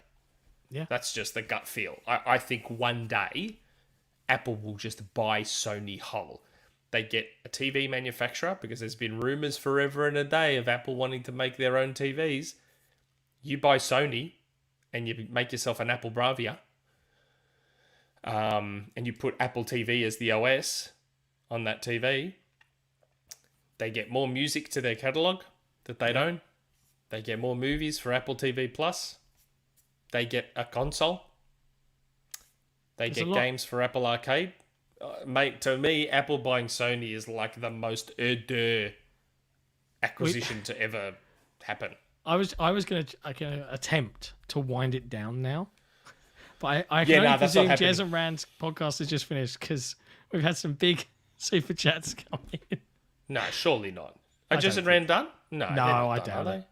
There's no way knowing could those talk two for as long as wafflers. that. There's no Easily. way knowing those two wafflers have stopped. Yeah, they're still Coming going. from you, my good man, that is a rich comment. They're still going.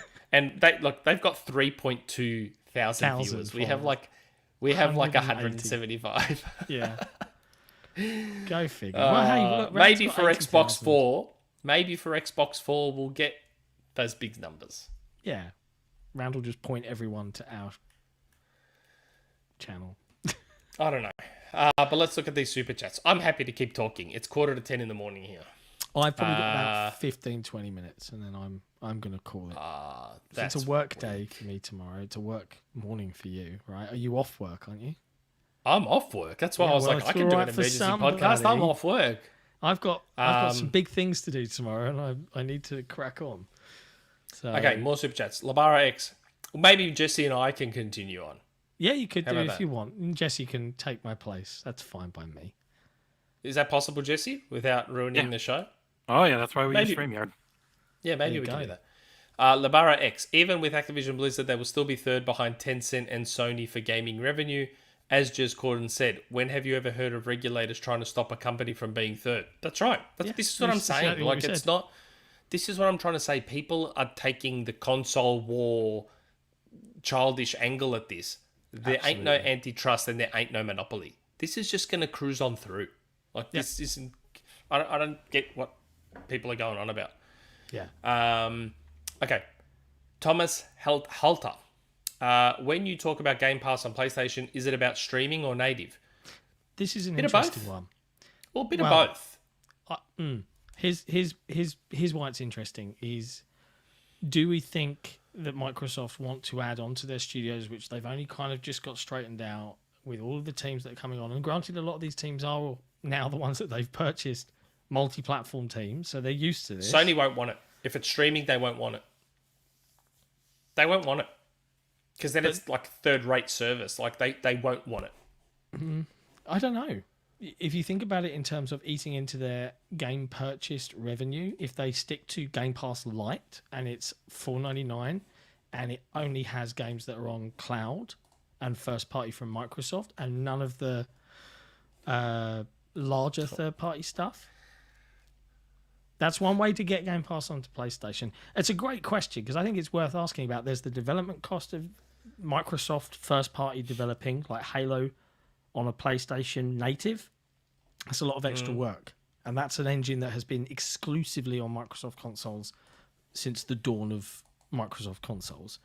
Do they want to go and do all that work and bring that to life? I don't think so. So it's an interesting one. I don't see Sony wanting that version of Game Pass on their console. Personally. I just saw saw Falaxis's. I know. I linked it. See if Jesse could get that up in the chat. That's amusing. Oh god, Never thought I'd see the day where I'm in memes. feels good, right? Feels good. I don't know how I feel about it. People make fun of me too much. JM. There you go. It's on the stream. Okay. This day changes gaming forever. It really does. From today onwards, we truly see a $1 trillion company doing $1 billion things in an industry they see huge potential in.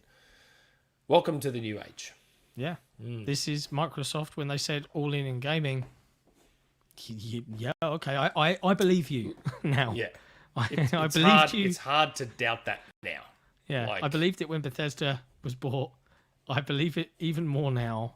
I can't wait to play good games. All the good games coming. It's man, best generation in terms of intrigue and industry changes, seismic or otherwise ever. I don't think it's really exciting. Like a part of me is excited at the potential meltdowns, which are kind of already starting a little bit. But for me, it's more I'm dreading for the next year or so, unless they come out and address it immediately, like they kind of did with Bethesda.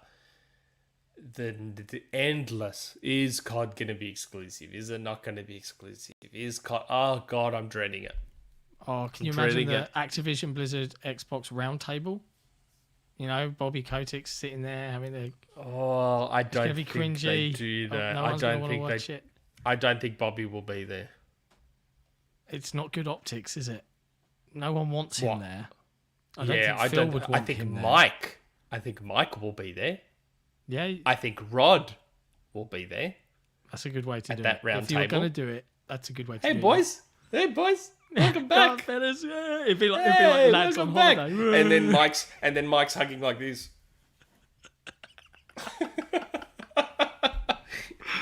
Doesn't even put his arms. Phil just hugs him, and Mike's like, "Oh, I hate that I'm back here." Yeah, hi Phil. Hi, buddy. Oh man, that's some funny stuff. Oh god, it's great. And look, you know, to the Xbox community, to the folks watching the stream, to the community on our forum, you know,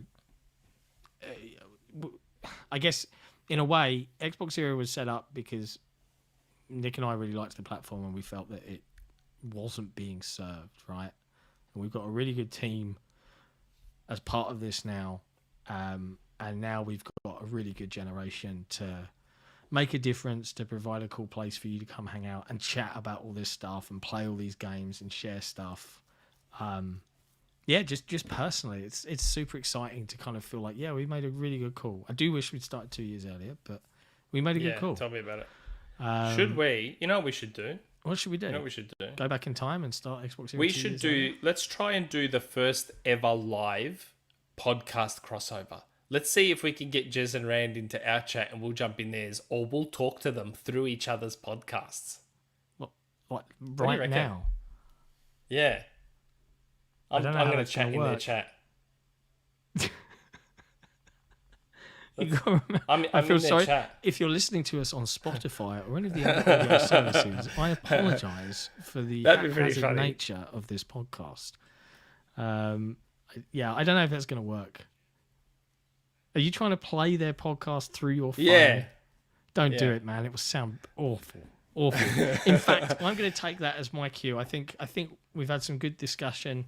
It's been fun to jump on for an emergency. But I feel like there's stuff we're forgetting to talk about. Well, thankfully, with the power of StreamYard, I can slip away into the ether and let Jesse come in, and you can hear his points of view on all of these fun topics all over again. I'm sure there's stuff we're forgetting to talk about. Come on, chat. Remind me. What am I missing here? What am I forgetting? There has to be something. I'm sure they will think of something. But for now, I'm going to drop off. I'm going to go and have a lovely cup of tea. And probably read some Sodium. Going to go read through all the Sodium mines because there's plenty of pages check out a certain Sodium forum and see how that's going for me to catch up on. So once Jesse's got his clothes back on, he'll be live on the stream momentarily. So for now, thank you for listening to me. I'll leave you in the capable hands of Nick and Jesse for part 2. Capable, very capable. And I'll see you guys next time. Ciao for now. Part 1. Mm-hmm. So I get it. And this, boop, I'm going to turn off the nameplates. Bam. Yeah. Bam. No nameplates. Okay. Bam. Bam. So we're okay? Shit, where are they? Bam. We can have names too. We're good. Okay. Nothing stops. We're good. So we're okay. That's why I put my phone in it. I mean, it doesn't, fit the uniformity of our normal nameplate, but it'll have to do. You haven't made me one yet. Really? Yes, I have. Nope. Because you've been on before, so yes, I have.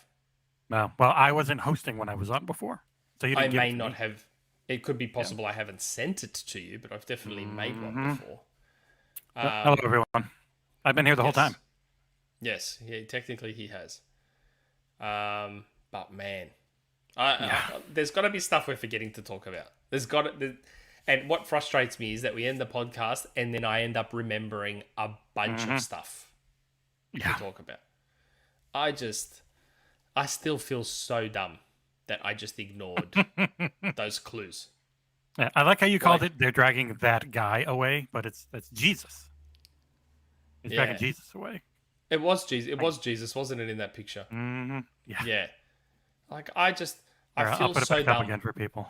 I feel so dumb that that's a DM I got and thought nothing of it. I'm like, why is he joking about Mikey Barra coming back? Like, why would Mikey Barra come back? I think that's been mentioned. You might have mentioned that to me, and I didn't get it either. Oh, I mentioned it in the Discord. I'm like, oh, yeah, there you go. I heard Mikey Barra might be coming back, and didn't even occur to me. Like, yeah, the head went to, why would he leave Blizzard when he why would he leave Blizzard when he just left Microsoft? He's just left Microsoft. He's not going to want to come back. And I just, like I said, I keep telling people I'm dumb. I didn't put it together. I'm a dummy. Oh, if you want to send me that nameplate, I can bring the uniformity back so you're happy. Oh, okay. By the way, apparently you're very loud. I'm hearing from the chat. I'm hearing from the chat that you're very loud. All right, let me go into my. I'll talk quietly. So, chat, Boom. Okay, that should be Let better. us How's that, know. chat? Hopefully that's better. Where is your title? I'm looking for your title. I know I made I it loaded my and I've game. sent it. I've sent it to... maybe I don't have it anymore. Don't worry about it. It's not super important. It's fine. Yeah. Next time. So, now, the discussion is... We're going to have endless discussion now about what's going to be exclusive going forward. Mm-hmm. We briefly went over this before. Safest bet is... Think of Bethesda. Yeah. Like, if spending 7.5 billion means they're gonna keep Bethesda stuff exclusive, what do you reckon 70 billion's gonna do? Yeah, it's like what our old friend Grubb said, where they've already run all the numbers on this. They already know the best thing forward for them as a platform for growth is to eat the losses now to grow as big as they can for the future. Yeah. Like, because again, like I said with Bethesda, if all they wanted was to get this stuff on Game Pass or have some sort of exclusivity deal, they would have paid a fraction of the money and gone and done it. Like, and remember, they're also taking on some social responsibility because they're taking on a company that has been been in the headlines for all the wrong reasons for the last 3 or 4 months. So they're taking that on and are now wearing that, not a good look, but obviously they believe they can clean it up and they can fix it. Like that, I don't think they're taking all this stuff on just again to keep the status quo. They will not pull anything. Nothing will ever be pulled. But going forward, once again, unless PlayStation allows Game Pass, I wouldn't be expecting anything to come to PlayStation. It'll all be Xbox PC. Again, maybe with the odd Switch port here and there of something where it makes sense. Continued support of Overwatch, because Overwatch 2, the plan for it originally, and who knows now that it's been delayed so much, but the plan originally was Overwatch turns into Overwatch 2. So that original Overwatch client is gone. There's only Overwatch 2. So obviously that would Are they really going to give it the name Overwatch 2 though? Yeah, because it's a massive expansion on it with the fact that it's... I don't know. Like, look at Destiny. I think Bungie probably hates the fact that Destiny Forever has that 2 next to it. And they would have preferred... When they now have the chance to just keep it Overwatch, but give it a subtitle or just be upfront and say, look, we're not calling it Overwatch 2 anymore. We're just completely overhauling Overwatch. And we're keeping the name Overwatch. I wonder what the legalities become. It probably has to have some sort of expansion for the new stuff, because you can say, well, I bought Overwatch and now you're just keeping it the same name. Why don't I get all the new stuff too? So, Overwatch, whatever decent name they can think up, gets you in that expansion. Essentially, you have to buy it to just... Because when you download it, everything's going to be there anyways. Because if they put any new heroes or anything in, you could still face them even if you haven't bought them. So it's one of those situations. Does it go free to play? It hasn't yet. That's an interesting question. Is Overwatch 2 free to play? If Overwatch 1 is gone, what you got with Overwatch 1 becoming free to play, and you buy Overwatch 2 makes sense. I don't know. It's interesting. I do wonder if this changes things a bit and Overwatch just become Overwatch 2 is just launches as free to play. I reckon that possibility is there now. At the very least, the base PvP stuff, because like all the PvE, which is essentially what the main stuff in Overwatch 2 was going to be, definitely wouldn't be free to play. But they could have their base PvP mode as like the thing that entices you into this game, and then you really want to play the PvE stuff. Just what Halo did. And what about Diablo 4? What happens with Diablo 4 now? Like, again, I didn't watch the Diablo 4 trailer or the announcement or anything. Were platforms You know what was announced? weird? Last gen was announced. They did not and would not talk about next gen. Interesting. Could it be a Psychonauts 2 situation? Do we get a Psychonauts 2? Yeah. Where it's on PS4 and... Because, like, when does that deal close versus when is Diablo set for? And do they just push things back? You don't know. I don't know. It's a very, very interesting question. Do There's they a just lot up of and go, very well, you know first- what? By the time this comes out, next gen will have started, or current gen will be 2-3 years old. We're not going to worry about Xbox One and PS4. Next gen only. Oh, but by the way, not PS5.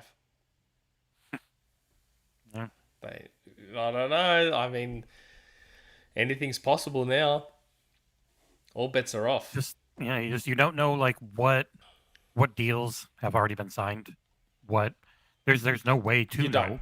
How long is COD signed for with the marketing deal? What does that even mean? Like, Jesus, it's gonna be crazy. Oh, it's gonna be really nuts. Man, it's because again, we don't know any of it. Like, my guess is that Sony probably would have wanted to end the COD marketing once all that crap started.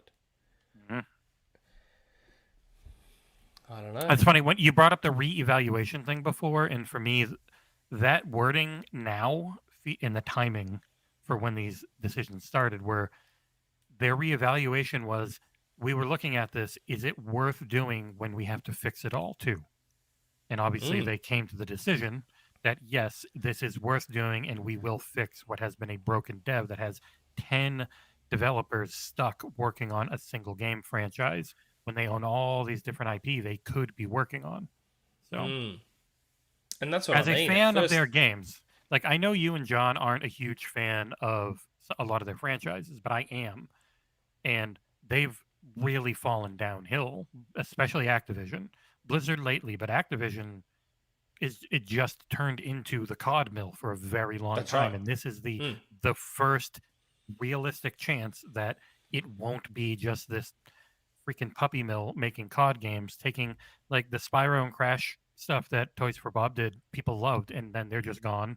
People quitting that place left and right because they're stuck on Call of Duty. Just this terrible mismanagement. This is an actual chance for that mismanagement to be gone, and then someone like me who has liked the games they've made in the past but absolutely hates the studio now, or the publisher, it's a chance to fix them. Yeah, and that's what I mean. That's why I said earlier, this could be a relief for a lot of that staff that think, oh my God, we're not stuck on COD now. Like, we can do something else. Because Vicarious Visions just got closed too. Man, they got absorbed. Did they really? They got absorbed into Blizzard, so they're still there. They're just now a like Blizzard support studio, and I wonder, can they go back and like undo that stuff? Why not? Because why not? Yeah, they're they part should be able of. to undo lots of it. Yeah, like I think that I hope that one of the main things that would go on is restructuring in the sense that, okay, we're not desperate where we'll just fall apart if we don't get Call of Duty out in a year. So we can take our time on things, we can restructure, and we've got these two other huge publishing arms to work with now.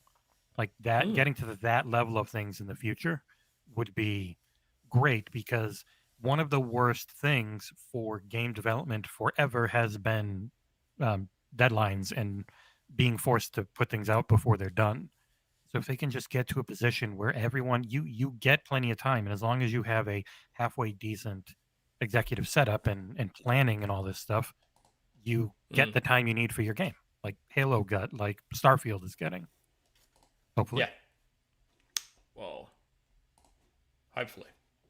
Yeah. Well, I mean, I truly believe that Todd saying that it will be ready by then, and the rumored edict of bug test the ever-loving hell out of your games moving forward. I want really, stable, good quality releases, and Halo almost was until they did that playlist update. That wasn't ready. But, Psychonauts 2, so much of what they've been releasing lately is really solid technically, and a lot of the bugs have more been server side and server capacity stuff, which hopefully they get better with. But yeah, being able to give devs more time is the best thing outside of better work conditions. That's a part of it too. That is a big part of the work conditions. They can give them way more time and not crunch the hell out of them. It's going to be a lot of work cleaning it all up, though. Mm. Like, they're paying whatever they're paying for them in 70 billion, whatever, but it's going to cost them more in golden parachutes too. Yeah. Because my guess is there'll be a lot of execs that might dig their heels in. Mm-hmm. Again, my guess is they wouldn't have done it if they didn't know they could fix it up and clean it up. And... It is like, they were talking for a long time, just little talk here and there, but then the last 3 months is when it heated up. So you would assume they've done the due diligence they can from the outside. And like the moment this finishes, they just go in real hard and like, okay, legally we can actually talk to you about stuff now. And they just quietly clean house a lot. Because that's a lot of employees. So it's a lot of things to go through. It's almost 10,000 employees. It's like twice what PlayStation employs just in Activision Blizzard. So going through all that, trying to make everything better is going to take a very long time and probably require a lot of change. So taking on it's interesting, enormous task. Now. They've bought themselves a successful mobile division because they've been failing in the mobile space forever and a day. Yeah. Last week's show was about that. Yeah. With Forza Street. Forza Street. Yeah. They've literally just bought themselves a successful mobile division, which is interesting. I'm very curious as to what the legalities and what happens now with COD Mobile. COD Mobile is interesting because I assume Activision owns it, but it's actually Tencent that makes it, I think. Yeah. Well, if they're like Tencent makes it, are they the publisher? So it's just part of their publishing arm, and you get all. Yeah, that there's something there between Activision and Tencent. So I am very curious as to how that will work now. COD Mobile, very curious, because I think the studio that makes COD Mobile is owned by Tencent. I want to look this up because now. See, you got to Google. I never Google, but you gotta. What do you mean you never Google? You can't just know this stuff. Shh. Don't break the illusion. Yeah, so the developer is Timmy Studio, which Microsoft also announced the partnership with. Yep. But yeah, it says, Wikipedia says the developer is Timmy Studio Group, Tencent Games. So I'm curious now what happens there. Because they've already got a relationship with Timmy now. Does that just stay? Just Call of Duty Mobile. I play Call of Duty. Have you ever played Call of Duty Mobile? It's surprisingly okay. Yeah. Yeah. I played it with the DualShock 4 because I have this DualShock 4 specifically for my iPad because it felt silly to buy an Xbox controller for remote play because PlayStation Remote Play doesn't support Xbox controllers. But xCloud supports DualShock controllers, so it made more sense to buy a DualShock for my on-the-go gaming. But I play COD every now and again, and I AirPlay it to my TV, so it's like I'm playing it. The iPad's basically a console. It's actually a pretty decent COD game. Like for a mobile PUBG effort, Mobile are it's pretty fun. decent. Yeah. They've got PUBG I haven't played. PUBG a lot of times puts you against a bunch of bots, so you feel real good because you can get a lot of kills. Oh, okay. OCD Gamer, we talked about that. He goes, now the big question, COD exclusive or not, will Warzone be multiplayer? Warzone will stay. Warzone will keep doing what it's doing. But like Grub said, future COD games. Hey, there's Rand. Rand, I know you're there. I was in your chat before. You probably didn't see it. I was hoping we could do a live crossover where we talk to each other through each other's live podcast. God. By the way, Rand, since you're in the chat, I DM'd you. You didn't reply, but I DM'd Jez. Jez is open to Xbox 4 in a couple of weeks' time. So Jez has said yes, so you can't say no now. So not this weekend coming up, but the weekend after, we have to do Xbox 4. Remember what you said to me, Rand? Okay, good. Sounds good. Thank you. Don't you back out. Yeah, you don't it's back a out. lot. I've got to now make a whole new series because the way we do it with StreamYard is I've got to pull out each webcam. And since I'm producing, I have to pull out 5 now. So I'm going to make a whole new thing. So if we're doing this, Well, we've got 2 We can weeks. do this. You've got 2 weeks to do it. Oh, I can make it like that. It's just a lot of work. Oh, okay. Don't make me waste my work.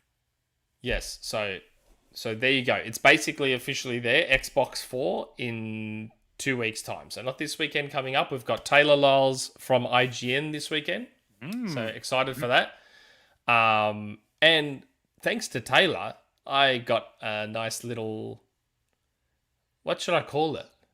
Because I'm not an influencer, but I got something like I'm an influencer thanks to Taylor. But we'll talk about it. We'll talk about it when we have her on.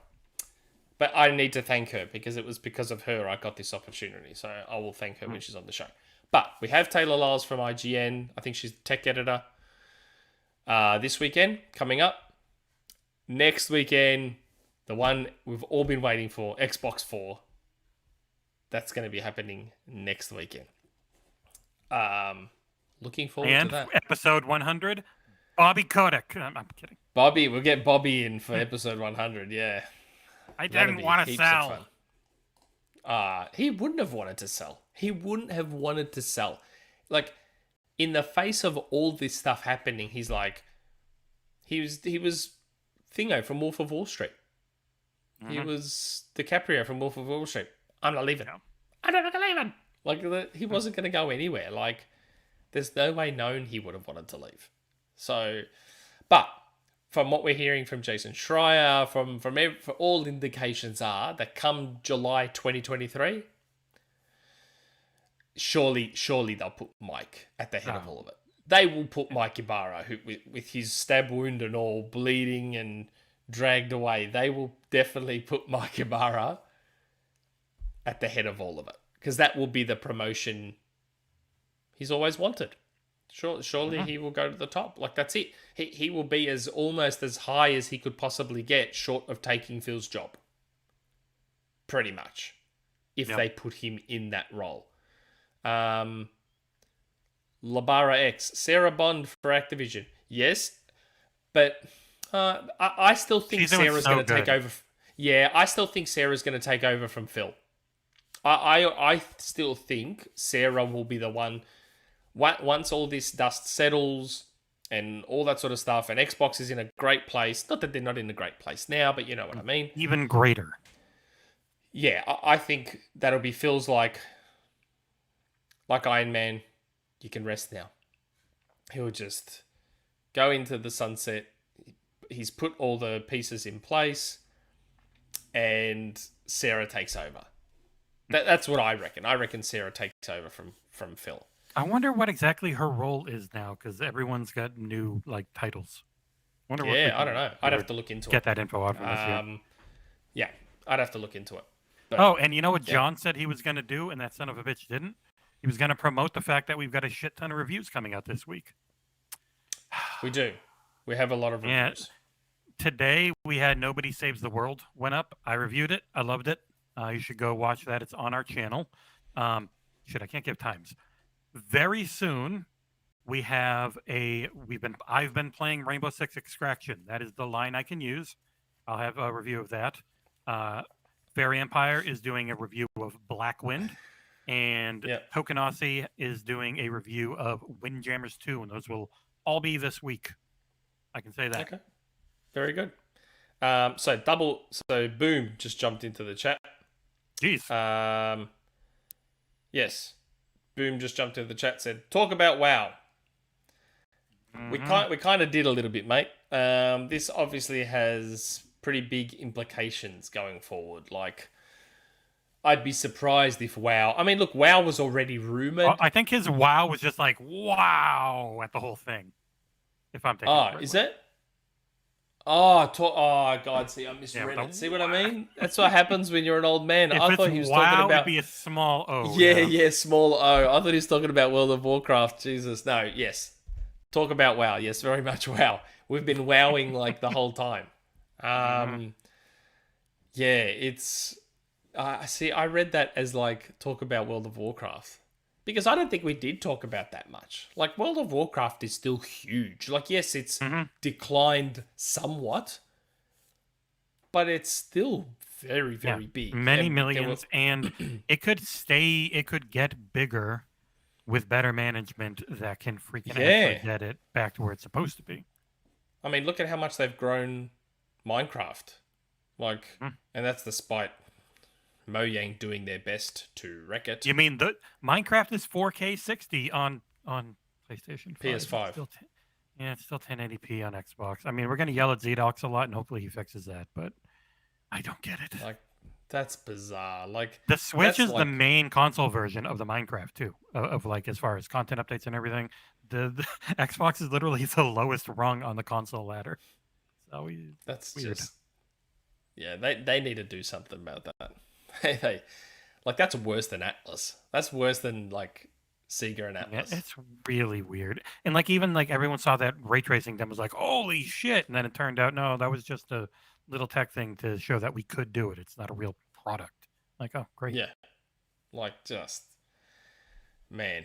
But to World of Warcraft, like, there was already rumors of a console version. Mm-hmm.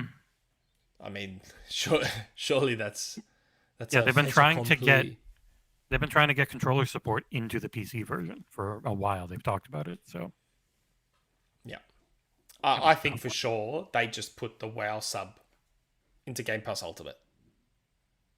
Yep, if you've got Game Pass Ultimate, you have a sub to WoW. For sure, they own it. Why wouldn't they? Like 100%, they're gonna do that. it is, but it's 15. It is like still $15 a month, I think, unless you buy longer periods. So that is essentially just losing $15 a month or just giving $15 a month for people that are paying $15 a month, because they're paying 15 for Game Pass, and then you're just giving them 15 for WoW. I would think some sort of thing to make it cheaper. The whole thing seems like a lot. No, I still think they'll just put, if you have Game Pass Ultimate, I wouldn't you have complain. a WoW sub. Yeah, I'd love it. I still reckon, because what better way to increase Game Pass Ultimate subs than include a WoW sub? Like, so what? Yeah. You'd instantly gain 4 or 5 million Game Pass subs just overnight. And in the end, that's their goal. They want to be the Netflix of game subs. What better way to do it? I mean, I just find it funny that we're talking about but the money. They just spent 70 billion.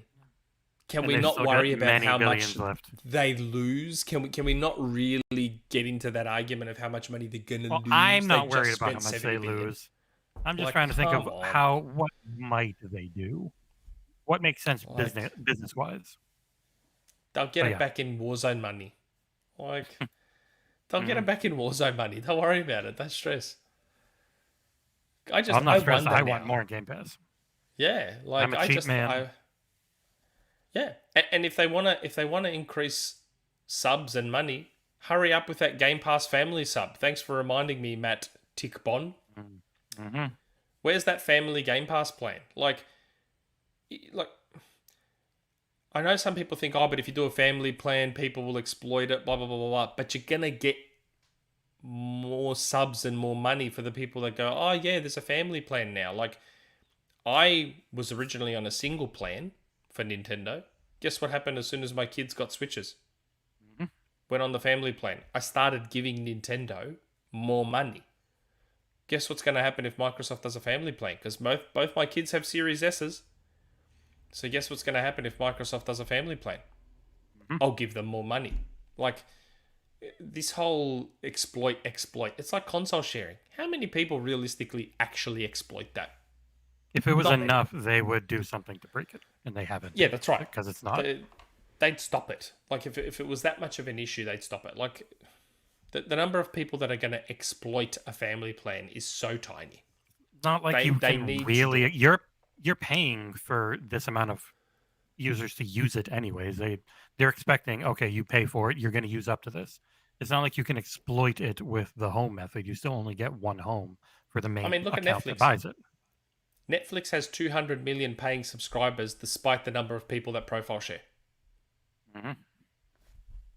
Like, you've got examples of how exploiting sharing really has minimal impact. Like, there's real world examples out there. Just hurry up. They need to hurry up and get a Game Pass family plan out there. Like, they seriously need it. Yeah, because my son and daughter are old enough. Son wants to get his own Series S, and I'm like, okay, well then you're gonna have to, because we're already paying for. We pay for That's what Ultimate I on mean. his, and it gives Ultimate to my wife's. And it's like, well, if you That's get right. another one, then that means we've got to pay for it twice. So yeah, family plan would be great. And I'm in the same boat. I pay for Ultimate, and I've set my son's S as the home console, but my daughter has an S, and she can't play any of the Game Pass stuff. And I don't really want to pay another $15 or another $10. Like, I don't want to. I'd just give me a family plan, $20 a month, whatever, and give me a family plan. They need to hurry up and do it. They really need to hurry up and do it. I concur. Hey, Jim Ryan's back. Yes, he's been there for a little while. He's been talking about backwards compatibility. That's what Jim. I don't know if you were watching early enough, but I was saying, like, does this open the door for another backwards compatibility update? Even if it's just a small one, 10, 15 games that maybe were being held up by a licensing issue with Activision. Like, does this open the door now for one? You know what? I'll ask Jason. And they did a re-release of Ultimate Alliance 1 and 2, which was like always $50. Correct. And never went on sale. I don't know.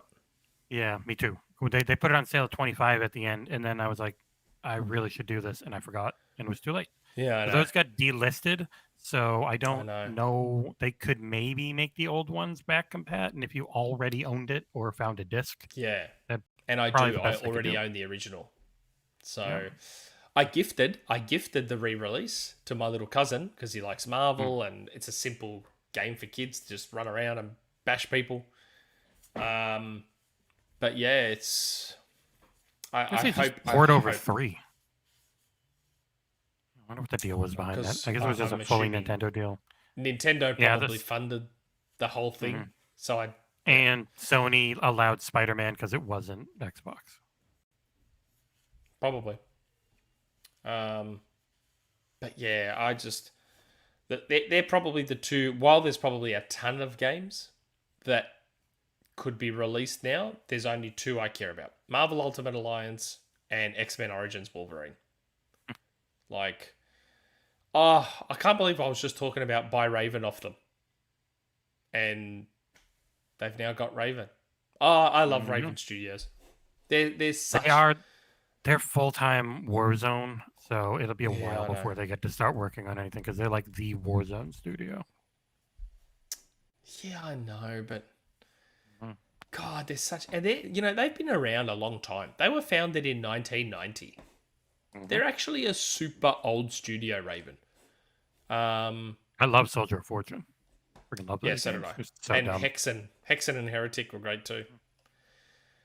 Oh my God, I am dreading updating the OT. Well, I mean, John did mention before we have plans about the forum and threads and whatnot, so it won't be as painful. Sorry to continue going on about Raven, but you know what Raven made?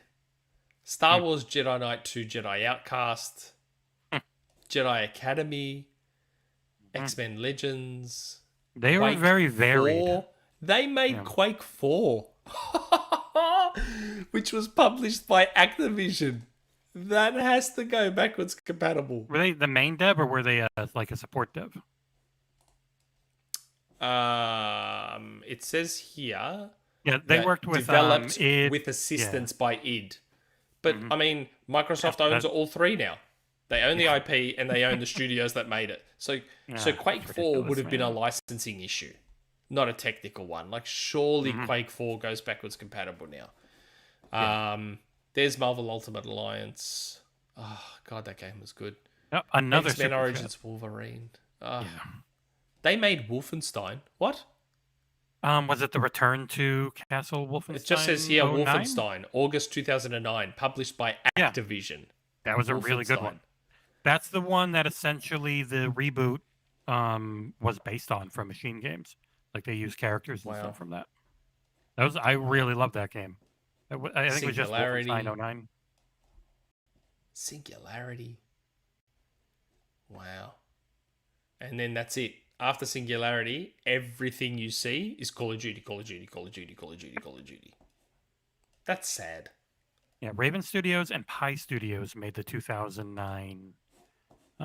It was a loose sequel to Return to Castle Wolfenstein and using id Tech 4. And it was really good. Sad. I remember really liking that game. And then, yeah. Like, you've got High Moon. High Moon made Deadpool. So you now have studios that have made good Marvel games. Go to Marvel and be like, come on. We can make you a good game too.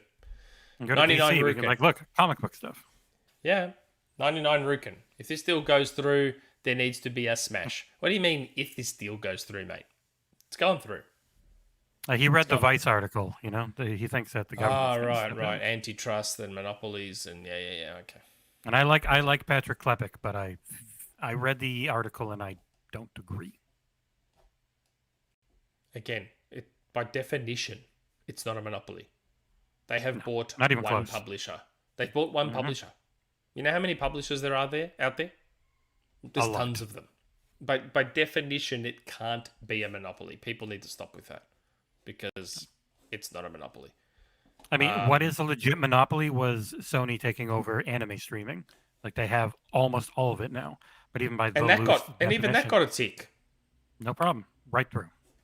Sony literally has a monopoly. That's an actual genuine monopoly on anime, and Sony got a tick on that. Like, no, sorry. This won't be a problem. Yeah, well, I don't know. Do we leave it there? We've been going for 2.5 hours. A few days after going for almost 3. Yeah. Look, I'm sure we could talk about it all day. You know, it's great that they have... Yeah, they have such... Like, the thing with an Activision acquisition was that from the outside you think, oh my god, like at first quick glance it's like, oh, they're just buying COD. But nah, man, there's some good studios there that were doing great stuff before becoming COD studios.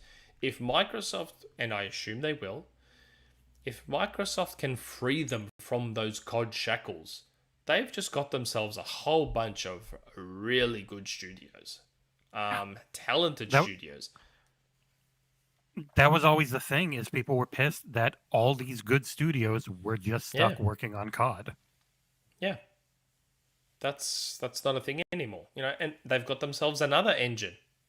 They've got that engine that Infinity Ward made. It's a good engine. Modern Warfare 2019 is a damn good-looking game, even now. And it runs at 60. Actually, I think they can get it to run at 120, but... Yeah, it had an unlocked mode, and they have VRR, so it actually works well. Yeah, there's a trick to get it to run at 120, but yeah, it's... Mate... Warzone had 120 in it for a while running on that. I feel like this will be one of those things that takes a little while to actually sink in. It's such. It was a thing. Oh, they own Doom, they own Wolfenstein, and now they're gonna be like, they own COD, they own Warcraft, Diablo. It's like, it's gonna. I wonder how much stuff goes free to play. Like, does something like Diablo in the future go free to play? I'm curious whether Diablo will be. I'm still curious. They've got their free to play mobile one, which I think will be the big free to play for Diablo for a long time. That mobile game actually looks pretty good too. Oh, okay. Yes, Q-Tang Clan. We talked about this before. They've got Crash Team Racing. Like, they have a kart racer now. Yeah. Hold on, Trev. Why is your brother saying that? Oh man, back compat original Modern Warfare 2. It's already back compat. It's been back compat for ages. What's he talking about? Modern Warfare 2 has been backwards compatible for a long time. All the Call of Duties have been. All the 360 Call of Duties have been backwards compatible for ages. I don't know. No with multiplayer. What? What's he talking about? Not with multiplayer. I don't know. You need to type more so we understand. I have no idea what he's talking about. Maybe he's drunk. Maybe. It's quite possible. But yeah, Diablo 4, I'm very curious. Because that game, I think, is still a little bit away. Does that now become an exclusive. I'm very, very curious. Yeah, it'll depend on when it's going to release. If it's like early next year, then no, because they won't be owned yet. But No, that's right. And but if they I hold thought it it was back. still a little while away. Modern Warfare 2 Remastered. Well, that's rumored to be coming this year with Modern Warfare, isn't it? Which means no, I think that so. wouldn't be exclusive. To me, the curious... So I think 100% 2024 onwards, you'll have your Call of Duties being exclusive. But the 2023 one is the curious one. That's the one I'm very, very curious about. Whatever is 2023.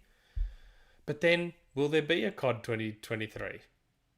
Will they bother? Maybe they'll give it a break. Maybe they'll give it the break that It'll be it's the always one needed. time they can say, yeah, we can just take our time now. We don't need it now. Like, even if Microsoft does finalize it before 2023 ends, then they can just, or 2023 fiscal year, they've got plenty of time then to just look and say, you know what, we're just going to push this back. It's fine. We've got 7 games coming out this year. Yeah. We've got Avowed and a ton of other stuff. Yeah, coming. 2023 is the time that they'll probably start pumping out all those games. Perfect But Dark, if they've got Avowed, a giant Fable, Halo update, a Halo expansion and stuff, who knows? they might say, look, guys, take your time. We don't need COD. We don't need COD this year. Don't worry about it. We don't need it. You don't worry about it. Do this healthily. Don't stress.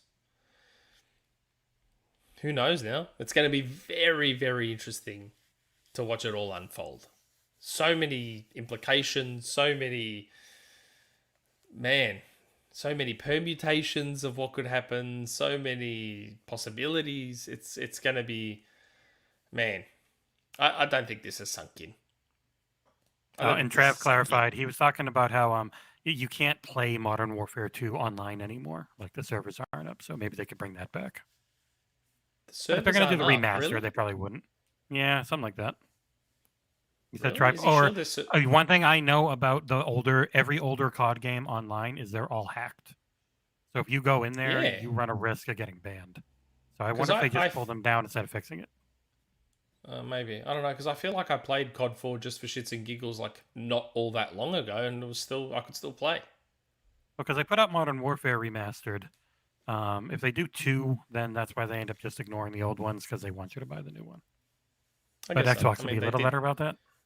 Maybe, but they did shut down Halo because of Master Chief Collection. I mean, that was what, 17 years? That was a good amount of time. And you can still play them.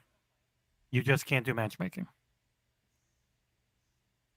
They left out. You can do peer-to. Yeah, they don't have matchmaking. They pulled down the matchmaking servers, but you could still you can still play the games and do like customs, I think. Oh, you can do customs. Okay. Jim Ryan, X-Men Legends 3 could be possible. Well, I mean, they'd have to do a deal with Marvel there and Disney. So anything involving Marvel, they have to do a deal with Marvel. But we'll see. It's going to be really interesting to see where it all goes. A lot of, and I'm sure there's stuff that will come out in the cold light of day that we probably never thought of, or whatever the case may be. Yeah, it's going to be interesting. It's going to be an interesting year, especially because we know they're not done. Like, what are their time frames now? If there's something they can finish before this fiscal year ends, they would still probably do it. Like, if they're already talking about how this is next year. This is their next fiscal year. That's right. They've still got plenty of budget for this one. Yeah, this is technically next year's acquisition. There's still stuff for this year. So, massive stuff. As I said, I woke up this morning and I looked at my phone and I wondered what the hell happened to our website.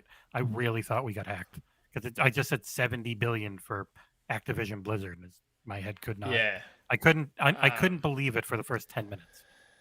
Yeah, it took me a bit to process when I saw Jason Schreier's tweet, because that was the first thing I saw.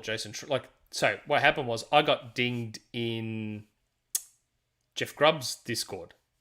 Mm-hmm. Oh, I saw that. Yeah. Nick Turbo dinged me, and he's like, "Nick, is it true?" I'm like, "Is what true? What are you talking about? Is what true?" And then he links me to Jason Schreier's tweet. I'm like, what the F? I'm like, no way. Just, man, unbelievable. But anyway, with that, we have certain forums to go and view for a bit of mild entertainment. We have our own forum to go and look at. I now have to probably spend the majority of the day updating that OT, which is going to be hell, because I have to jump into Photoshop, create some new banners. At least you have your you've got your layouts this time, right? Yeah, I know, but you know what's going to take long? Not that part. The part that's going to take long is doing all the individual studios' game lists. Oh, Jesus, yeah. Oh, that's going to take so long. See if you can pull in someone to help you. I don't know. Get a peon. I don't know, but what I will do is any studio that their future is COD, I just won't bother putting anything new. I'm not going to bother putting Raven as supporting COD from 2010 on or whatever. Like, yeah, just literally just put supporting COD and nothing else, and that's it. I'll stop at Singularity, and that's it. I stop at Singularity for Raven. That's how I think I'm going to approach it. Otherwise, it's just going to take so long. Yeah. Anyway, folks, with that, we've been talking about basically nothing for the last 40 minutes. So with that, we will bid you adieu. We are going to have a normal numbered podcast episode this weekend, episode 93, I want to say. IGN's Taylor Lyles will be on. So we're excited about that. Week after, Xbox 4, Rand was here. Rand said, we're go ahead. Jez gave me the go ahead. So Xbox 4 in a couple of weeks, which should be very, very, very, very fun. But with that, we'll leave you to it. Please don't forget, like, subscribe. If you can spare a coffee, help us out, sub to Patreon to support us to continue doing what we do. And yeah, don't forget to check us out on XboxEra.com. And for now, we will sign off and bid you adieu. Ciao for now. Goodbye, everyone.